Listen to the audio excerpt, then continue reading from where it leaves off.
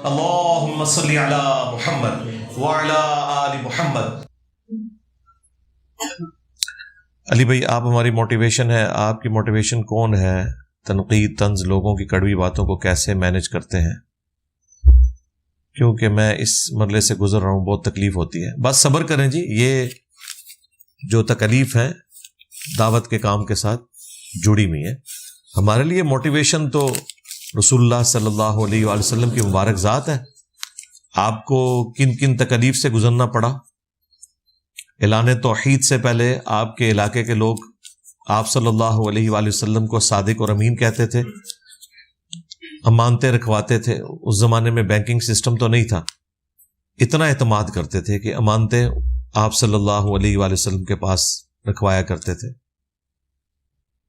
اہم چیزوں کے فیصلے کروایا کرتے تھے، عزت دیتے تھے۔ لیکن جیسے ہی توحید کی بات بلند کی تو آپ کو تکلیفیں اٹھانی پڑی، آپ کے ساتھیوں کو تکلیفیں اٹھانی پڑی، حتیٰ کہ آپ ہجرت کر کے مدینہ شریف چلے گئے۔ تو یہ ساری تکلیف دعوت کے کام کے ساتھ جڑی ہوئی ہے۔ اسی لیے اللہ تعالیٰ نے آخرت میں کامیابی کے لیے 4 شرائط کا ذکر کیا ہے۔ پوری انسانیت گھاٹے میں ہے۔ والعصر ان الانسان لفی خسر الا الذین آمنوا، سوائے ان کے جو ایمان لے آئے۔ صرف ایمان لانا کافی نہیں، وعملوا الصالحات، اور نیک اعمال کریں، اور صرف نیک اعمال کرنا کافی نہیں۔ وتواصوا بالحق، جو انہیں سچائی پتہ چلی ہے، حق بات، اس کی وصیت اور لوگوں کو بھی کریں۔ اور یہ کر لینا بھی کافی نہیں ہے، اس کے بعد لازمی نتیجہ ہے کہ تکلیف آئے گی۔ وتواصوا بالصبر، پھر صبر کریں۔ یہ ہے میرے بھائی، اور یہ سلسلہ کنٹینیوس اس طریقے سے چلتا رہے گا۔ آہستہ آہستہ آپ حالات و واقعات کے عادی ہو جائیں گے، اور پھر حالات بہتر بھی ہونا شروع ہو جاتے ہیں۔ ٹائم بہت بڑا اللہ نے مرہم رکھا ہے، معاملات خود بخود مینج ہو جاتے ہیں انشاءاللہ۔ دجال بندے کو زندہ کرے گا تو کیا اس وقت سائنس کوئی اس طرح کا معجزہ پیدا کر چکی ہوگی؟ نہیں، بالکل نہیں۔ دجال کی پرسنالٹی خود اللہ تعالیٰ کی طرف سے ایک آزمائش ہے، اس کا سائنس سے کوئی لینا دینا نہیں ہے۔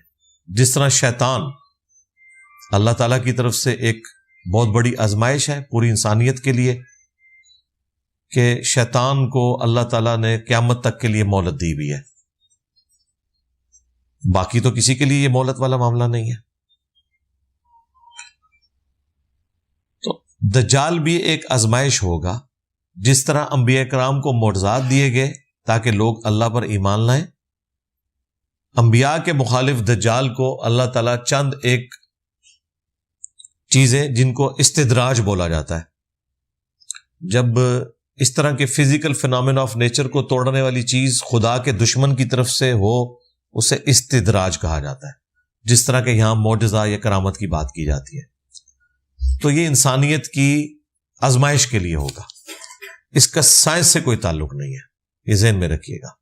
سائنس یہ چیز نہ آج کر سکتی ہے، نہ اس وقت کر سکے گی کہ مردے کو زندہ کر لے، بالکل یہ پاسبل نہیں ہے۔ یہ کام صرف اللہ کر سکتا ہے، یا اللہ تعالیٰ کسی پیغمبر کے ذریعے کروائے، یا کسی پیغمبر کے دشمن کے ذریعے کروائے، اور وہ بھی ہمیں پہلے بتایا گیا ہے کہ دجال یہ کرے گا، تاکہ ہمارے لیے آزمائش بنے۔ یہ چیز سورہ آل عمران کے تحت عیسیٰ علیہ السلام کے ماننے والے ان کے منکروں پر قیامت تک غالب رہیں گے۔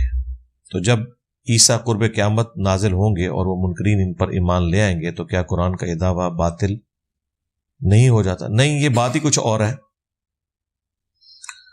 عیسیٰ علیہ السلام کے ماننے والوں سے مراد یہ نہیں ہے کہ انہیں ٹرو سینس میں جو مان رہے ہیں جس طرح کے وہ تھے، مراد یہ کہ ان سے جو اپنی نسبت رکھنے والے لوگ ہیں، اللہ تعالیٰ فرمایا کہ میں انہیں غلبہ دوں گا عیسیٰ علیہ السلام کے مخالفین کے اوپر۔ ویسے تو عیسیٰ علیہ السلام کے مخالفین کرسچنز بھی ہیں اس حوالے سے کہ ان کی تعلیمات سے ہٹے ہوئے ہیں، لیکن اگر میں یہ بات کروں گا تو یہ بڑی خطرناک بات ہے۔ اس کے تحت تو 2.25 ارب مسلمان رسول اللہ کے مخالف ہیں، نہیں ہے پریکٹیکلی، یعنی قرآن کے ماننے والے لوگ قبروں سے مانگ رہے ہیں، تو رسول اللہ کا ماننے والا صلی اللہ علیہ وآلہ وسلم کسی غوث پاک کو مدد کے لیے پکارے گا؟ لیکن ظاہر ہے یہ ہو رہا ہے نا. تو بھائی پھر بھی ہم ان کو کہتے ہیں کہ نبی کے ماننے والے ہیں, ڈیویٹڈ ہیں. اس طریقے سے کرسچنز بھی جیزس کرائسٹ کے ماننے والے ہیں, ڈیویٹڈ ہیں, اور یقیناً انہیں غلبہ ملے گا, اور وہ ہمیں نظر بھی آ رہا ہے.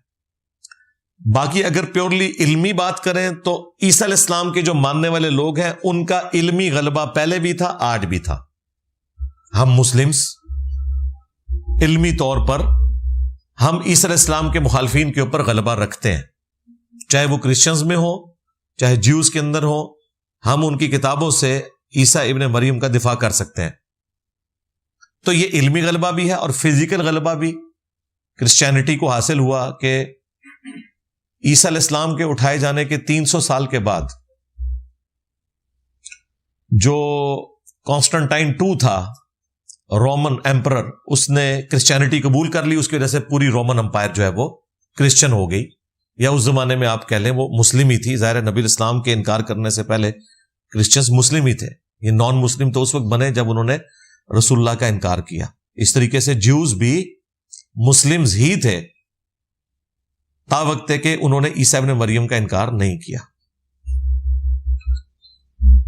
تو وہ غلبہ اپنی جگہ پہ موجود ہے. اس ٹاپک کو میں نے اسی لیے ڈسکس کیا ہے, ان آیات کو بھی ڈسکس کیا ہے. عیسیٰ علیہ السلام کے جو دنیا میں دوبارہ آنے کا عقیدہ ہے, اس کو میں نے یہ جب سے یہ فلسطین اور اسرائیل کا ایشو شروع ہوا تو دوبارہ سے ریکارڈ کروایا. آپ جا کے یوٹیوب پہ لکھیں عیسیٰ علیہ السلام دنیا میں دوبارہ آئیں گے, حیات مسیح اور نزول مسیح, اس میں نے اس چیز کو ڈسکس کیا. تو وہ جو قرب قیامت میں لوگ ہوں گے, چاہے مسلمان ہو چاہے کرسچنز ہو نان مسلم ہو, جو عیسیٰ ابن مریم پر ایمان لائیں گے, وہ پہلے سطحی طور پر انہیں مان رہے ہوں گے, لیکن جب وہ آئیں گے تو پھر وہ ٹرو سینس میں مان رہے ہوں گے. مولا علی نے اپنی بیٹی زینب کی شادی جس سے کی تھی ان کی والدہ سے, تو خود مولا علی سے شادی کی, تو ستیلے بہن بھائی کی شادی کیسے ہو سکتی ہے؟ ماں باپ مختلف ہیں تو شادی ہو سکتی ہے, اس میں تو کوئی ایسا مسئلہ نہیں, آج بھی ہوتی ہے.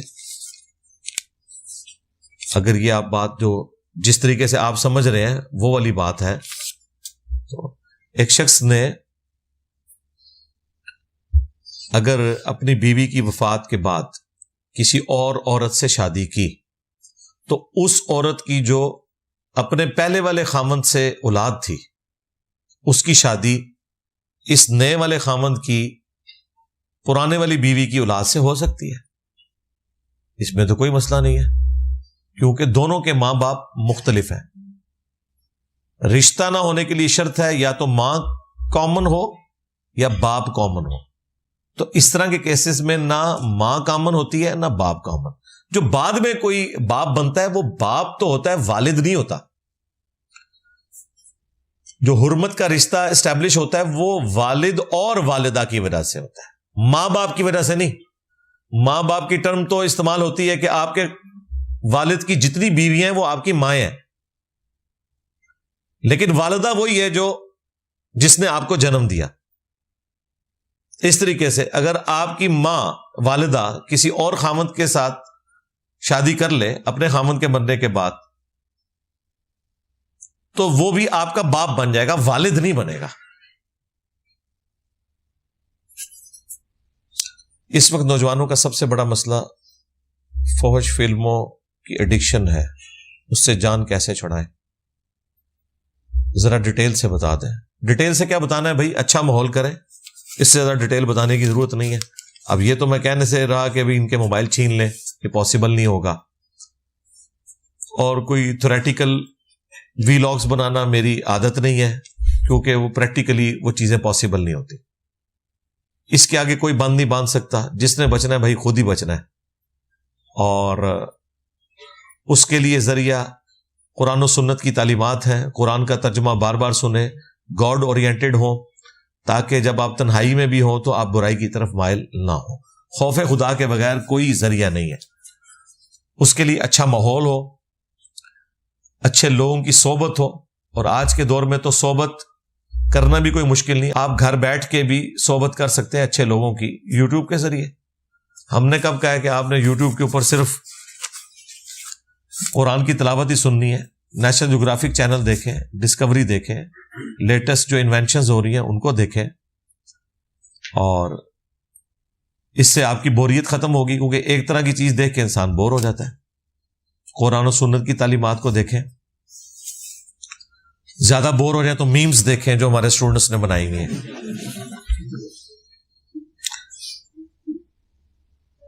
قرآن و حدیث کی روشنی میں نبی صلی اللہ علیہ وآلہ وسلم اور صحابہ کرام کے سونے جاگنے کی کیا روٹین ہوا کرتی تھی.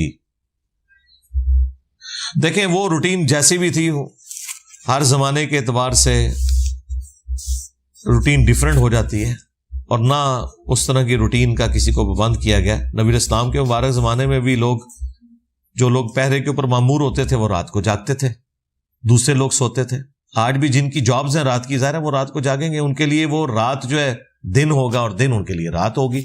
صرف ایک چیز کا خیال رکھ لیں کہ سونے جاگنے کی روٹین میں ان کی نماز کوئی قضا نہیں ہونی چاہیے, بس یہ آپ نے خیال رکھنا ہے, باقی کوئی مسئلہ نہیں ہے. جتنی احادیث اس حوالے سے ملتی ہیں کہ مغرب کے بعد آپ نے نہیں سونا, وہ اس چیز کے اوپر محمول ہے کہ اس زمانے میں جو بندہ پورا دن مزدوری کر کے مغرب کے بعد سوتا تھا, پھر صبح فجر کے وقت ہی آنکھ کھلتی تھی تو خطرہ ہوتا تھا کہ عشاء کی نماز قضا ہو جائے گی. آج بھی آپ گاؤں ایریا میں چلے جائیں, مغرب کے بعد بالکل گھپ اندھیرا ہو جاتا ہے. اگر وہاں پہ اسٹریٹ لائٹس اور انٹرنیٹ کا فتنہ نہ ہو تو مغرب کے بعد آپ کو لگتا ہے آدھی رات ہو گئی ہے, لوگ فوراً سو جاتے ہیں. تو اس کو امیجن کریں کہ کوئی مغرب کے بعد کھانا کھا کے تھوڑی دیر کے لیے لیٹے تو پھر تو وہ پکا ہی سو گیا.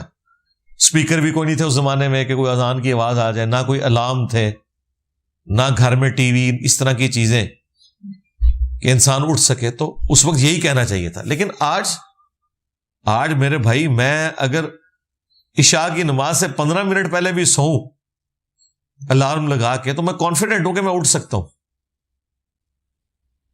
یا کوئی شخص اس زمانے میں بھی مغرب کی نماز کے بعد مسجد کے اندر جا کے سو جائے تو کوئی ٹینشن نہیں, جیسے ہی نمازی عشاء کے وقت آئیں گے اسے زبردستی اٹھا لیں گے. تو ان کے اوپر وہ حدیث نہیں اپلائی ہوگی کہ مغرب کے بعد نہیں سونا. ان ساری چیزوں کا تعلق اس کے ساتھ ہے. باقی یہ جو فجر کے بعد سونے سے عقل زائل ہو جاتی ہے, تو ساری گھڑی ہوئی باتیں ہیں, اس کی اسلام میں کوئی لینا دینا نہیں ہے. خود یہ سب لوگ رمضان شریف میں فجر کی اذان رمضان سے ایک دن پہلے جس ٹائم پہ ہو رہی ہوتی ہے, جیسے ہی روزے شروع ہوتے ہیں وہ اذان چونکہ اب ٹائم پہ دینی پڑتی ہے, جماعت جو ہے وہ آدھا پونا گھنٹہ پہلے کروا لیتے ہیں, دیوبندی بھی اور بریلوی بھی. عام دنوں میں یہ بالکل سورج نکلنے کے قریب ہوتا ہے تو نماز کراتے ہیں, کہتے ہیں جی افضل ہے, اور رمضان شریف میں اندھیرے میں کرواتے ہیں. آپ پوچھیں جی وہ افضل کدھر گیا, کہتے ہیں نہیں سونا ہوتا ہے. تو ٹھیک ہے, جائز ہے. ہم کہتے ہیں پھر یہ دھوکہ دینا بند کرو, جو آپ ایک دوسرے کو ٹونٹ کرتے ہو نا, وہ غلط ہے. فجر کا وقت داخل ہونے سے لے کے سورج نکلنے تک کسی بھی وقت کوئی بھی جماعت کروائی جا سکتی ہے. صرف افضلیت غیر افضلیت کا چکر ہے. نہ اہل حدیث یہ لکیر پیٹیں کہ انہوں نے بہت اندھیرے میں نماز پڑھنی ہے, صرف اس بنیاد کے اوپر کہ جی ثواب زیادہ ہے, سنت ہے. تو بھائی اگر یہی بنیاد ہے تو عشاء کی نماز لیٹ پڑھنے کا ثواب زیادہ ہے. وہ تو کوئی اہل حدیث لیٹ جماعت نہیں کرواتا. سعودی عرب میں بھی مغرب کی اذان کے ایگزیکٹ 1.5 گھنٹے کے بعد عشاء کی اذان ہو جاتی ہے. یہ نہیں ہوتا کہ عشاء کی نماز وہ مغرب کے کوئی 3-4 گھنٹے بعد کرواتے ہوں, نہیں. تو عشاء کی نماز سب کے سب لوگ ایک ہی ٹائم پہ پڑھ رہے ہیں. ادھر کسی کو نہیں یاد آتا کہ عشاء کو لیٹ کرنا سنت ہے, کہتے ہیں نہیں جی عوام کے لیے آسانی ہے. تو فجر میں بھی اگر حنفی اندھیرے میں فجر نہیں پڑھتے لیکن چونکہ سورج نکلنے سے پہلے پڑھ لیتے ہیں تو وہ بھی درست ہے, کوئی مسئلہ نہیں. ہم 5 لوگ رفع الیدین سے نماز پڑھتے ہیں, ہمارے گاؤں والے ہمیں مسجد میں پڑھنے نہیں دیتے, کیا ہم اپنے گھروں میں نماز پڑھ سکتے ہیں؟ نہیں, آپ گھروں میں نہیں, سیدھا تھانے جائیں, اپلیکیشن دیں ان کے خلاف. کس زمانے میں رہ رہے ہیں بھائی؟ یہ کوئی وہ زمانہ نہیں کہ اس طریقے سے کسی کو کوئی مسجد میں آنے سے روک سکے. بالکل کوئی نہیں روک سکتا. اگر کوئی روکتا ہے ہم نہ رکیں. کسی کو زیادہ مسئلہ ہے تو اس کے خلاف اپلیکیشن دیں کہ مجھے مسجد میں نماز نہیں پڑھنے دے رہا. پاکستان کے قانون میں کوئی شخص کسی کو مسجد میں نماز پڑھنے سے نہیں روک سکتا, کیونکہ مسجد ایک پبلک پلیس ہے. مسجد کی ڈیفینیشن یہ ہے کہ اذن عام ہے وہاں پہ. جس مسجد میں لوگوں کو آنے سے روکا جائے وہ مسجد ہی نہیں, یہ ذہن میں رکھیے گا. نہ وہاں پہ نماز ہوگی اور نہ وہاں پہ جمعے کی نماز ہو سکتی ہے. اور یہ جو میں فقہی مسئلہ بتا رہا ہوں یہ ایگریڈ اپان ہے سب کا. اسی کی بنیاد کے اوپر یہ فتویٰ دیتے ہیں نا کہ جو سیکورٹی اداروں کے لوگ اپنے دفاتر کے اندر نماز پڑھاتے ہیں اور مولوی کہتے ہیں جی وہاں پہ جماعت نہیں ہوتی, نہ جمعہ ہوتا ہے, اس کے لیے ان کو باہر آنا چاہیے چونکہ اذن عام نہیں ہے. وہ تو اب تھوڑی ہمت کر کے مفتی منیب الرحمان صاحب نے فتویٰ دیا کہ چونکہ کیٹاسٹرافک کنڈیشن ہے کہ خودکش حملوں کا ڈر ہے, باقی مسئلے ہیں, اس وجہ سے دفتروں کے اندر نماز کرائی جا سکتی ہے, ادروائز یہ لوگ قائل نہیں ہیں. تو انہیں کہیں کہ اگر یہ بیسک مسئلہ ہے تو پھر آپ کی مسجد میں بھی نماز اور جمعہ درست نہیں ہوگا اگر اذن عام نہیں ہوگا کہ آپ یہ کہیں کہ یہاں پہ رفع الیدین والا نہیں آ سکتا, اونچی آمین والا نہیں آ سکتا, تو پھر یہ مسجد نہیں ہے, یہ آپ کا ذاتی اڈا ہے جہاں سے آپ نے کمائی کرنی ہے چندوں کی شکل میں. اور یہ 5 جو لوگ ہیں نا, میں یہ اگر میرا مشورہ مانے تو میں مسئلہ بغیر تھانے جائے بھی حل کر دیتا ہوں. 50,000 روپے کا ذرا کراڑا نوٹ ایک لو نا کنوارا نوٹ تو جا کے مولانا صاحب دے ہاتھ چیسا رکھو تو دیکھو کس طرح رفع الیدین ثابت ہوتا ہے. بخاری مسلم تو کتنے رفع الیدین ثابت ہوتا ہے. یہ بالکل سنت بھی ہے تالیف قلب کے لیے. نبی علیہ السلام نے نیو مسلمز کو زیادہ مال دیا تھا تاکہ وہ اسلام کی طرف اٹریکٹ ہو. یہ پیسہ مومن کا ہتھیار ہے, حلال طریقے سے ہو. پیسے کے بغیر بھائی یہ ہم نے جو دنیا الٹ دی ہے صرف اپنی زبان سے نہیں, بھائی پیسہ بھی لگا ہے ہمارا, ہاں کروڑوں میں لگا ہے, لاکھوں میں نہیں. تو تب ہم یہ سب کچھ مینج کرتے ہیں نا. پیسہ مومن کا ہتھیار ہے. غزوہ تبوک نبی علیہ السلام نے حضرت عثمان غنی کے مال کے اوپر لڑی ہے نا, اس سے پہلے بھی مال کے بغیر تو کوئی کام نہیں ہوتا. ہمارا جو مولویوں سے اختلاف ہے نا کہ چندے بٹورتے ہیں, تو یہ اختلاف یہ ہے کہ یہ اپنے اوپر لگاتے ہیں, لیتے قرآن و سنت کے نام کے اوپر ہیں اور جدادیں اپنی بنا رہے ہوتے ہیں. ورنہ چندہ اکٹھا کرنا کوئی برا کام نہیں, سنت ہے. لیکن ان کا صرف سنت والا معاملہ چندہ اکٹھا کرنے تک ہے, چندہ لگانا کا ہے ادھر ان کی کوئی سنت نہیں, وہاں شیطان کے طریقے پہ چل رہے ہوتے ہیں. کیا ہم اپنے گھر میں علم کالا جھنڈا لگا سکتے ہیں؟ شرک کی کوئی قسم تو نہیں ہے بھائی, کوئی اس طرح کے علم لگانا ثابت نہیں ہے. اگر یہ کوئی علم ثابت ہوتے تو مولا علی نے اپنے گھر کے اوپر رسول اللہ کا پنجہ لگایا ہوتا. اور رسول اللہ کا پنجہ تو وہ ہے جس کے بارے میں سورہ فتح میں اللہ تعالیٰ نے فرمایا کہ جب تم صلح حدیبیہ کے موقع پر بیعت لے رہے تھے تو صحابہ کے ہاتھوں پر اللہ کا ہاتھ تھا. رسول اللہ کے ہاتھ کو اللہ تعالیٰ نے اپنا ہاتھ قرار دیا, فزیکلی نہیں, محاورتاً یہ بات ہے, کیونکہ پروفٹ اللہ کا نمائندہ ہوتا ہے دنیا میں. 4 اماموں میں سے کس کی پیروی کرنی چاہیے؟ ساروں کی پیروی کرنی چاہیے. ساروں نے کہا کہ ہماری کوئی بھی بات قرآن و سنت کے خلاف ہو اسے چھوڑ دو, لہٰذا ان کی جو باتیں قرآن و سنت کے خلاف ہیں وہ چھوڑتے جائیں, تو آپ 4 کی پیروی کریں گے, اور جو بات قرآن و سنت کے مطابق ہے وہ لیتے جائیں. تو قرآن و سنت کی پیروی کرنی ہے. تو یہ امام جو ہے ایکسپرٹ ہے, 4 نہیں ہیں, بے شمار ہیں بھائی. یہ بھی ہیں امام جن کی کتابیں یہاں رکھی ہوئی ہیں. اور اگر اوور آل امام کی بات کرتے ہیں تو اس کی قبر مدینے میں صلی اللہ علیہ وسلم.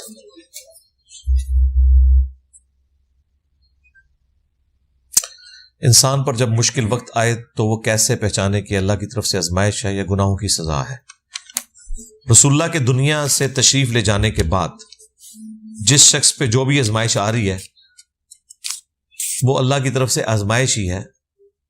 ہماری اسیسمنٹ تو ہو سکتی ہے ان جنرل کسی کے بارے میں کہ اللہ تعالیٰ کی طرف سے گناہوں کی شامت ہے,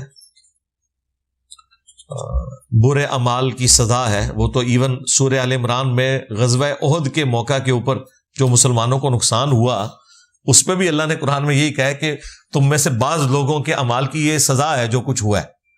وہ تو اب دیکھیں اس زمانے میں تو وہی کے ذریعے بتایا جا سکتا تھا, آج تو ہم نہیں بتا سکتے. آج ہم زیادہ سے زیادہ یہ کہہ سکتے ہیں کہ یہ آزمائش ہے. وَلَنَبْلُوَنَّكُمْ بِشَيْءٍ مِّنَ الْخَوْفِ وَالْجُوعِ وَنَقْصٍ مِّنَ الْأَمْوَالِ وَالْأَنفُسِ وَالثَّمَرَاتِ. اس کے اوپر میں نے تفصیلی ویڈیو ایک ریکارڈ کرائی ہے, وہ آپ دیکھ لیں. مکافات عمل, اور انجینئر محمد علی مرزا لکھیں. مکافات عمل کی ایک ٹرم یوز کی جاتی ہے کہ بعض اوقات انسان کوئی برائی کرتا ہے تو اس کی سزا اس کی اولاد کو بھگتنی پڑتی ہے. یہ ایک مت پبلک میں مشہور ہے, غلط ہے.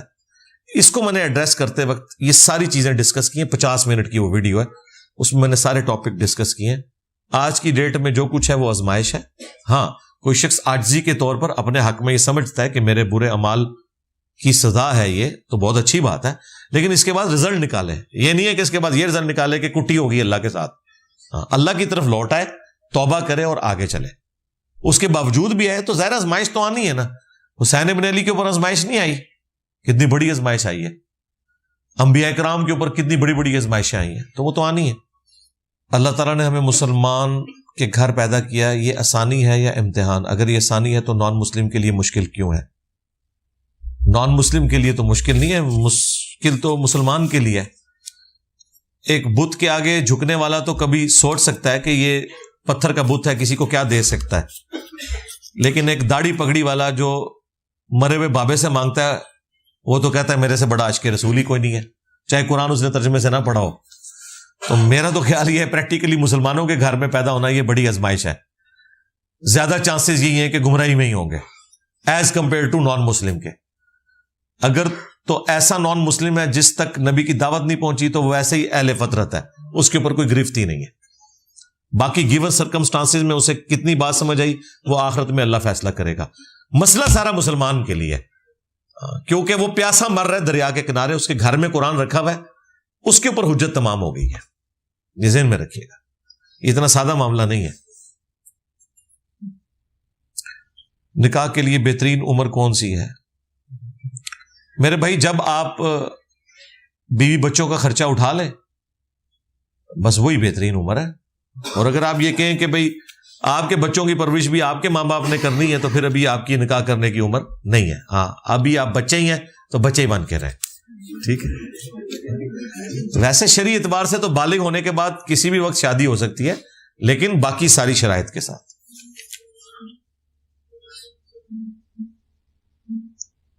جیز ورلڈ سے حاصل کیے گئے فری منٹ سود ہیں یا نہیں؟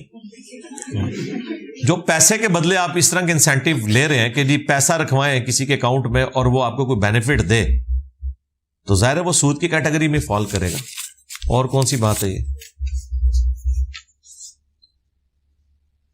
اولاد کی مالی حیثیت کی بنیاد پر اگر ماں باپ اولاد میں تفریق کرنا شروع کر دیں تو اولاد کو کیا کرنا ہوگا؟ صبر. اور کیا کرنا ہے؟ سر پھاڑنا ہے ماں باپ کا جا کے؟ کچھ بھی نہیں, یہ نیچرل چیز ہے, ایسے ہوتا ہے. بس آپ نے یہ کرنا ہے کہ آپ نے اپنی اولاد کے ساتھ یہ کچھ نہیں کرنا. آپ کے ساتھ جو ہو رہا ہے نا وہ تو ہو رہا ہے, اس پہ صبر کرے. اگر ماں باپ سمجھ سکتے ہیں تو کوئی ان کو پیار محبت سے سمجھا دیں, ویسے سمجھیں گے وہ نہیں. یہ نیچرل چیز ہے. پیسے میں طاقت ہی بہت ہے بھائی, سیدھی سی بات ہے. اس امت کا فتنہ ہے مال. دیکھیں ماں باپ کی جو محبت ہے وہ بھی پیسے کے اندر تل رہی ہوتی ہے, یہ نیچرل بات ہے. یہ 90% کیسز میں یہی ہے کہ جس اولاد کے پاس پیسہ زیادہ ہوتا ہے ماں باپ کا رویہ ان کے ساتھ, ان کی بیویوں کے ساتھ, ان کے بچوں کے ساتھ بہت اچھا ہوتا ہے. اور غریب آدمی تو بیچارہ پیدا ہی اس لیے ہوا ہے ہاں کہ اس سے اس کے ماں باپ بھی نفرت کرے. یہ نیچرل چیز ہے, صبر کرے. اسلامی تعلیمات میں اجتماعی خاندانی نظام کی کیا حیثیت ہے؟ فضائل ہیں یا نقصانات ہیں؟ پرسن ٹو پرسن ویری کرتا ہے جی. بہت فائدے بھی ہیں کمبائنڈ فیملی سسٹم کے, اور بعض اوقات نقصان بھی بہت زیادہ ہو جاتے ہیں. یہ پرسن ٹو پرسن ویری کرتا ہے. ہر شخص اپنے معاملات کو بہتر سمجھتا ہے. بہرحال اوور آل فائدہ یہی ہے کہ ایک شادی شدہ جوڑے کو ماں باپ کے ساتھ رہنے کا ایڈوانٹیج یہ ہوتا ہے کہ جو نئی دلہن ہے اسے کئی چیزوں کا ایکسپیرینس نہیں ہوتا, تو اس کی ساس اسے گائیڈ کر سکتی ہے, کیونکہ اب ساس کے ساتھ وہ رہ رہی ہے, ماں بعض اوقات بہت دور ہوتی ہے, وہ چیزوں میں گائیڈ نہیں کر سکتی. آج کل تو خیر ٹیلی فون نے مسئلے حل کر دیے, تو یہ فائدے بھی ہوتے ہیں. نقصانات تو آپ سب کو پتہ ہے, وہ بتانے کی ضرورت نہیں ہے. وہ جیسے قرآن میں آیا نا کہ شراب میں فائدے بھی ہیں نقصانات بھی ہیں, لیکن اس کے نقصانات فائدوں سے بڑھ کے. تو کمبائنڈ فیملی سسٹم کے بھی نقصانات جو ہے نا فائدوں سے بڑھ کے ہی ہیں. اچھا, وہاں پہ بعض لوگ یہ سمجھتے ہیں کہ شراب کو جو اللہ نے کہا فائدے ہیں, تو اس فائدے سے مراد شراب پینے کا صحت کے اعتبار سے کوئی فائدہ ذکر نہیں ہوا. اس سے مراد ہے کہ جو شراب کا کاروبار کرتے ہیں بیچنے کا, ان کو فائدہ ہو رہا ہوتا ہے. وہ شراب کے فائدہ ہے. شراب پینے میں کوئی فائدہ نہیں ہے, ذہن میں رکھیے گا. بعض لوگ کہتے ہیں قرآن میں ہے کہ شراب کے فائدے بھی ہیں نقصان بھی ہیں. نہ, اس کے ساتھ لوگوں کے فائدے نقصان جڑے ہوئے ہیں. شراب پینے کا نقصان نہیں ہے, آج سائنس نے بھی ثابت کر دیا ہے 100% نقصان ہے اس کا. آپ کا بیان ہے کہ اسلام میں ساس سسر کی خدمت کا کنسیپٹ نہیں, تو برائے مہربانی یہ پوائنٹ بھی کلیئر کر دیں کہ بیوی کو مہنگے ملبوسات, اے سی, اس قسم کی سہولیات. یہ میرے ہی جملے آپ لکھ کے مجھے بھیج رہے ہیں یہ ساری باتیں میں نے کی ہوئی ہیں کہ جس طریقے سے انسان اپنی بیوی کو بھی کئی معاملات میں اکوموڈیٹ کر رہا ہوتا ہے, اسے اس چیز کا احساس دلا کر کہ بھئی میں اس طرح کے معاملات میں تمہیں اکوموڈیٹ کرتا ہوں, اس کے عوض تم میرے ساتھ یہ حسن سلوک اگر کرو تو بہتر ہے. تو عین ممکن ہے میں آپ کو بتاؤں, بیویاں کہیں گی کہ یہ اپنے ملبوسات اپنے پاس رکھ, مجھے اپنی ماں سے جان چھڑا دے, میں روکھی سوکھی کھا لوں گی لیکن یہ جو میرے لیے عذاب بنی گئی جان چھڑا دے. تو یہ پھر آپ کا سوال تو مر گیا ساتھ ہی. اگر نامحرم سے محبت حرام ہے تو اس سب میں ڈپریشن سے کیسے بچ سکتے ہیں؟ خوف خدا بھائی, ڈپریشن والی کون سی بات ہے, اس میں کون سا مسئلہ ہے؟ آپ کیا سمجھتے ہیں کہ دنیا میں جو یہ شہوات ہیں ان کے اندر اٹریکشن نہیں ہوگی؟ اٹریکشن تو ہے. مال میں بھی اللہ نے اٹریکشن رکھی ہے. ہر شخص کی خواہش ہے کہ وہ حرام کما کے راتوں رات امیر ہو جائے, تو ڈپریشن میں چلا جائے وہ. بھائی صبر کرے اور کوشش کرے. اس طریقے سے یہ جو معاملات ہیں, جو اللہ تعالیٰ نے چیزیں حرام کی ہیں, آپ نے ان سے بچنا, یہی تو آپ کی آزمائش ہے. یہ جو ہمیشہ کی جنت آپ نے لینی ہے وہ اسی ڈپریشن سے گزرنے کے بدلے میں لینی ہے نا. یہ تو نہیں ہے کہ آپ اس ڈپریشن کو اپنے اوپر حاوی کر لیں اور کہیں کہ پتہ نہیں میرے ساتھ کوئی ظلم ہو گیا. یہ آپ کے ساتھ بڑی نیکی ہے جو اللہ تعالیٰ نے سیکس ڈسپلن اسلام کا دیا ہوا ہے. اگر کسی شخص نے تعویذ پہنا ہوا ہے اور وہ اتار دے تو اس کے جسم میں سیاہ رنگ کے دھبے پڑ جائیں, تو اس کا قرآنی حل کیا ہے؟ قرآنی حل یہ ہے کہ بھائی جا کے کسی ڈاکٹر کو دکھائیں, کوئی فزیکل بیماری ہوگی. ہاں, اور اگر نہیں ہے تو قرآن و سنت کی روشنی میں بھی ایسے لوگ ہیں جو شرکی الفاظ کے بغیر بھی اس طرح کی چیزوں کا علاج کرتے ہیں, ان سے رابطہ کریں.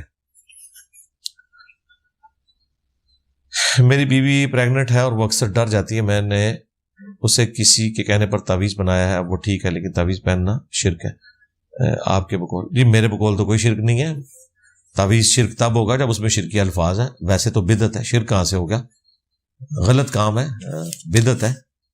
اگر اس میں قرآنی آیات لکھی ہیں تو اس کو تو میں شرک نہیں کہوں گا, بدعت ہی کہیں گے زیادہ زیادہ. کہ قرآن سے شفا اس طریقے سے نہیں لینی آپ نے. قرآن کے تعویذات یہ ہیں کہ آخری 3 سورتیں پڑھ کے اپنے ہاتھوں پہ پھونک کے, جو بخاری مسلم ہے, اپنے جسم پہ ملنا ہے رات کو سونے سے پہلے, اور صبح و شام بھی 3 دفعہ آخری 3 سورتیں پڑھنی ہے. باقی جو ڈرنے والا معاملہ ہے اس کے لیے کسی ڈاکٹر سے بھی رابطہ کریں. اگر ڈاکٹر کہیں کہ کوئی فزیکل پرابلم نہیں ہے تو باقی پھر اذکار سے ہی آپ سہارا لیں. قرآن حکیم میں ہے کہ مردے نہیں سنتے, لیکن کچھ لوگ ابو جہل کے قتل والا واقعہ بیان کرتے ہیں اور کہتے ہیں کہ حضور صلی اللہ علیہ وآلہ وسلم اس سے باتیں کر رہے تھے اور فرمایا کہ یہ سن رہے ہیں, اور مرنے والے کو قدموں کی آہٹ بھی سنائی دیتی ہے وغیرہ وغیرہ. جی میں اس کے اوپر کافی دفعہ بول چکا ہوں. مردے سنتے ہیں, یہ آپ میری ویڈیو دیکھ لیں, حضرت عائشہ کے 5 عقائد, یہ میری ویڈیو دیکھ لیں. یہ دونوں باتیں ٹکراتی نہیں ہیں.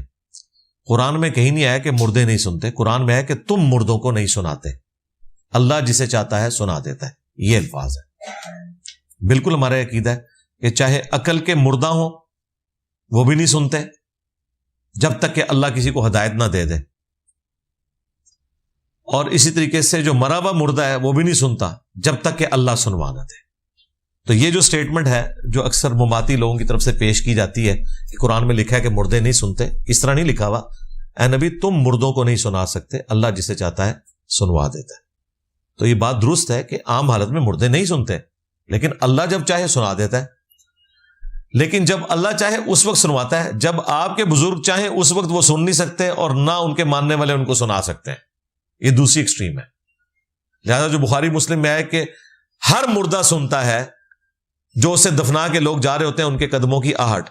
تو یہ اللہ نے ایک انسان کے لیے قبر میں آزمائش کا سلسلہ رکھ دیا کہ جو گناہگار مردہ ہے اس کی تکلیف میں اضافہ ہو کے یہ مجھے چھوڑ کے چلے گئے، اور جو نیک مردہ ہے اس کو تسلی ہو کہ خیر ہے یہ چھوڑ کے چلے گئے، میرے اعمال تو میرے ساتھ ہیں، تو کوئی اس میں مسئلہ نہیں ہے۔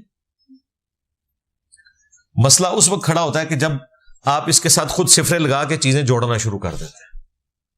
تو عموماً مردے نہیں سنتے، لیکن اللہ تعالیٰ جہاں چاہتا ہے ان کو سنوا دیتا ہے، اور وہ سنانا بھی برزخی ہے، ان کا سننا بھی برزخی ہے، اس کا اس فزیکل ورلڈ سے کوئی تعلق نہیں ہے۔ اس طریقے سے قبر کا جو عذاب ہے، قبر میں فرشتوں کا آنا، یہ فزیکل ورلڈ کی چیز نہیں ہے، نہ کوئی سی سی ٹی وی کیمرے کے ذریعے سے آبزرو کر سکتا ہے۔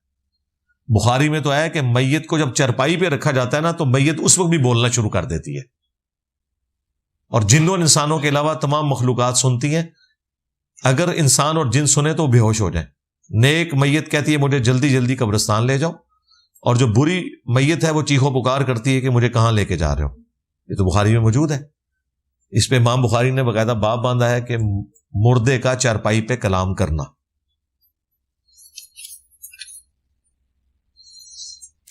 جمہوریت یا خلافت بہتر نظام کون سا ہے؟ آپ کس کو سپورٹ کرتے ہیں؟ خلافت کو سپورٹ کرتے ہیں۔ جمہوریت اور خلافت ایک ہی چیز ہے بھائی، اس میں کون سا فرق ہے؟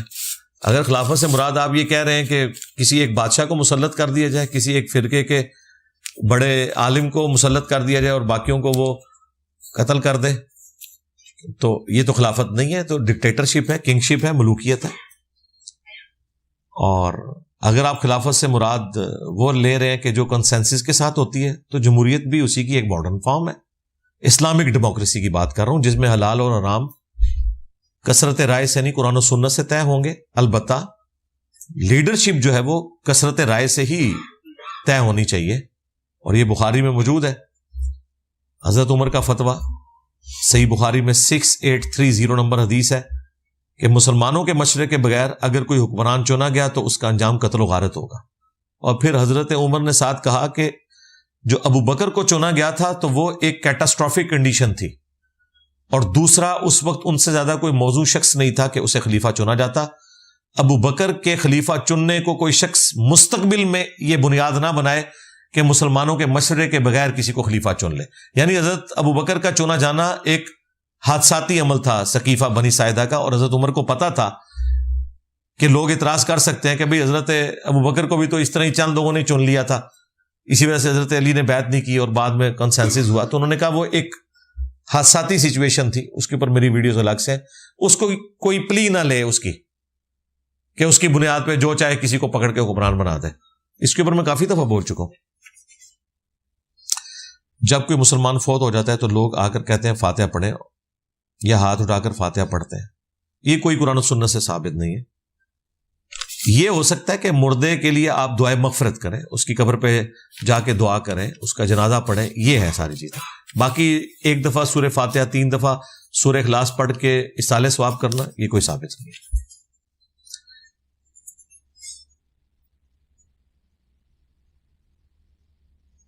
بیٹے کی پیدائش سے پہلے میں نے اولاد کی سلامتی اور مکمل اولاد کی منت مانگی تھی، میں داتا دربار پر جا کر غریبوں کو کھانا کھلاؤں گا۔ آپ کو سننے کے بعد مجھے داتا دربار کھانا کھلانا مناسب نہیں لگ رہا، مہربانی کر کے وضاحت کر دیں۔ ٹھیک ہے، آپ وہاں پہ نہ کھلائیں، کہیں اور جا کے کھلا لیں، اپنی منت کو ضرور پورا کریں، اور اگر آپ سرے سے منت نہیں پوری کرنا چاہتے تو اس کا کفارہ ادا کر دیں۔ اور کفارہ یہ ہے کہ آپ نے 10 مسکینوں کو کھانا کھلانا ہے، یا انہیں کپڑے لے کے دینے ہیں، یا پھر آپ نے 3 روزے رکھ لینے ہیں مسلسل۔ اس صورت میں جب آپ کے پاس استطاعت نہ ہو 10 مساکین کو کھانا کھلانے کی یا کپڑا لے کے دینے کی۔ یہ بالکل درست ہے، صحیح مسلم میں موجود ہے کہ نہ تو کوئی ایسی منت مانو جو اللہ کی نافرمانی میں ہو، اور نہ ایسی منت مانو کہ جس کو پورا کرنے پر تم قادر نہیں ہو۔ یہ دونوں طرح کی منتیں غلط ہیں۔ لیکن ابو داؤد میں تفصیل موجود ہے کہ اس طرح کی منت بھی جب توڑی جائے گی تو اس کا کفارہ ضرور ادا کیا جائے گا۔ تو اب آپ کفارہ اس طرح ادا کر لیں کہ آپ نے کہا تھا میں غریبوں کو کھانا کھلاؤں گا، تو اپنے ذہن میں ہوگا نا کتنے غریبوں کو کھلانا ہے، 1 دیگ دینی ہے، 2 دیگ، تو وہ تو پورے لاہور کے اندر غریب موجود ہے، جو ملک کی اکانومی آپ کے سامنے ہی ہے، جہاں پہ بھی آپ کھانا بانٹنا شروع کریں غریب آ ہی جائیں گے، تو آپ وہیں پہ تقسیم کرتے ہیں۔ اسلام میں عورت کی آواز کا پردہ ہے، لیکن کوئی عورت یوٹیوب پر کارٹون اینیمیشن چینل پر اپنی آواز میں ڈبنگ کرنا چاہے تو کیا یہ جائز ہے یا نہیں؟ دیکھیں کارٹون وغیرہ جو بچوں کے لیے ہوتے ہیں اس کے لیے تو پھر شرعی احکام بالکل ڈیفرنٹ ہے، اور عورت کا بھی جو ہم پردہ کہتے ہیں وہ اس صورت میں جب وہ مردوں کو تعلیم دے رہی ہو. اگر عورتیں عورتوں کو تعلیم دیں تو بالکل درست ہے. اسی طریقے سے جو عورتیں کاروبار کرتی ہیں ان کے پاس مرد کسٹمر آتے ہیں تو ان کے ساتھ گفتگو کر سکتی ہے، وہاں پہ وہ پردے والا معاملہ نہیں، وہاں پہ صرف نگاہ کے پردے تک معاملہ ہے. اسی طریقے سے ہماری جو گھروں کی عورتیں درزیوں کو جا کے کپڑے دیتی ہیں، ان کو سمجھاتی ہیں، تو وہ بھی ایک مرد و عورت کا آپس میں ڈیلنگ والا معاملہ ہو رہا ہے. اس طرح کی کوئی ممانعت نہیں ہے. ممانعت جو ہے نا وہ ہے چھپی دوستی کی، ایک دوسرے سے اٹریکٹیو طریقے سے لچھے دار انداز میں گفتگو کرنے کی. وہ قرآن میں نبی کی بیویوں کے ساتھ بھی گفتگو اس طرح کی کرنے سے منع کیا گیا ہے، لیکن گفتگو کرنے سے منع نہیں کیا گیا. سورہ احزاب میں ہے کہ اگر نبی اسلام کی غیر موجودگی میں رسول اللہ کے گھر جاؤ اور ان کی بیویوں سے کوئی چیز مانگو تو پردے میں مانگو، اور حضور کی بیویوں کو کہا گیا کہ آپ نے ان سے گفتگو اس انداز میں نہیں کرنی کہ کسی کے دل کا روگ جو ہے وہ کوئی رزلٹ نکال لے. حالانکہ وہ مائیں ہیں لیکن پردہ ہے، کیونکہ ظاہر ہے یہ مائیں وہ حکمن ہے نا، ایکچولی تو مائیں نہیں ہیں، نامحرم ہی ہیں، وہ تو حکمن ہو گئی نا، اس لیے ان سے پردہ بھی ہے. کیا آن لائن ٹریڈنگ حلال ہے یا حرام؟ برائے مہربانی اس پر روشنی ڈالیں تاکہ حلال حرام میں فرق ہو جائے. اس پہ جتنی بھی روشنی ڈالیں نا کوئی فائدہ نہیں ہونا آپ کو. اس کے لیے آپ ہماری ویڈیو دیکھ لیں، حلال اور حرام کاروبار کے 4 اصول. دنیا میں لاکھوں کاروبار ہیں، کس کس پہ روشنی ڈالی جائے تو روشنی ہم نے ایک ہی دفعہ 4 بلب روشن کر دی ہیں. وہ آپ میری ویڈیو دیکھ لیں، فوریکس ٹریڈنگ کے نام سے لکھیں تب بھی وہ ویڈیو کھل جائے گی. اس میں اصول بتائے ہیں. ہم نے آپ کو اچھے لڑکے اور لڑکی کی خوبیاں بتانی ہیں، رشتہ آپ نے خود ہی ڈھونڈنا ہے. ہاں یہ ذہن میں رکھیے. کیا کربلا اور نجف کی زیارت کرنا جائز ہے؟ ویسے آپ ہسٹوریکل پلیسز کے طور پر جانا چاہتے ہیں ضرور جائیں، ادروائز اگر آپ کی یہ نیت ہے کہ وہاں پہ جا کے آپ کو نماز پڑھنے کا اس طرح کا ثواب ہوگا جس طرح مسجد نبوی شریف میں یا بیت اللہ شریف میں یا مسجد اقصی میں بیت المقدس میں ہوگا، تو اس طرح کا عقیدہ رکھنا تو غلط ہے. اکاؤنٹ میں پیسے رکھوانے پر حاصل ہونے والی رقم جائز ہے؟ اگر تو اکاؤنٹ اسلامک بینک میں ہے تو ظاہر ہے وہ کاروبار کے ذریعے وہ تو حلال ہے. دوسرے کیسز میں ظاہر ہے وہ سود ہے، پیسے کے بدلے پیسہ. کیونکہ جو اسلامک بینک ہے ان کا کاروبار کے ذریعے آمدن کا سلسلہ ہوتا ہے، جبکہ دوسرے بینک جو ہیں وہ کاروبار نہیں کرتے، سودی قرضوں کے ذریعے آمدن کرتے ہیں اور اس سود میں سے کچھ آپ کو دے دیتے ہیں. یہ بیسیکلی ریزن ہے. اگر امام مشرک ہو تو کیا اس کے پیچھے نماز ہو جاتی ہے؟ جیسا کہ یا علی مدد کہتے ہیں، اور یا علی مدد کہنے والوں کو سر عام کافر بھی کہا جاتا ہے. میرے بھائی یا علی مدد کے کوئی یا غوث پاک مدد کے، ظاہر ہے وہ کلمہ گو مشرک تو ہے لیکن کافر نہیں ہے. تو کافر اور کلمہ گو مشرک میں فرق ہے.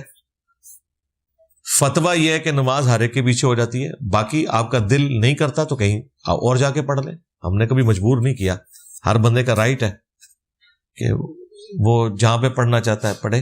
ہم آپ کو صرف فتوے کی بات بتا رہے ہیں کہ جو مسلمان ہے کافر نہیں ہے. اور کافر یہ نہیں کہ وہ شیعہ کافر کا نعرہ لگا دیا کسی دیوبندی نے، اس طرح کافر نہیں. مراد یہ کہ جسے واقعی کفر کی کیٹیگری میں فال کروایا جائے.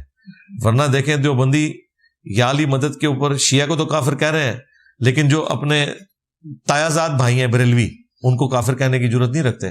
وہ کچا کھا جائیں گے ان کو. وہ نہیں علی مدد کہہ رہے، وہ تو بلکہ نیچے آئے ہوئے ہیں. وہ تو ہر کوئی بابا دیکھتے ہیں اس کو مدد کے لیے پکارنا شروع کر دیتے ہیں. نہیں کر رہے آپ؟ دیکھا نہیں آپ نے یہ باپا جانی کے سامنے کس طرح وہ ہاتھ جوڑ کے باپا کرم کرتے ہیں. اوے باپا تو مر جائے اس سے پہلے کہ تیرے سامنے لوگ اس طرح کھڑے ہو کے تجھ سے دعائیں مانگ رہے ہیں جس طرح تو کوئی منی گاڈ ہے. اسی طریقے سے وہ باپا کی کلاس میں لوں گا، تفصیلی لوں گا. آج میں نے اس لیے نہیں لی ہے کہ میں چاہ رہا تھا تھوڑا موضوع چینج کروں. ہر ہفتے کوئی نہ کوئی مولوی لمحہ پایا ہوتا ہے. میں کہ چلو اس دفعہ تھوڑی سائنٹیفک گفتگو کریں. یہ باپے کی باری آنی ہے انشاءاللہ، باپے میں لمحہ پانا ہے انشاءاللہ. اگر سورہ توبہ درمیان سے پڑھنا شروع کریں تو کیا بسم اللہ پڑھنی چاہیے؟ پہلی بات یہ ہے کہ آپ کو کانسیپٹ کلیئر نہیں ہے کہ قرآن سے پہلے بسم اللہ پڑھنا کوئی ضروری ہے ہی نہیں ہے. قرآن سے پہلے اعوذ باللہ پڑھنا فرض ہے.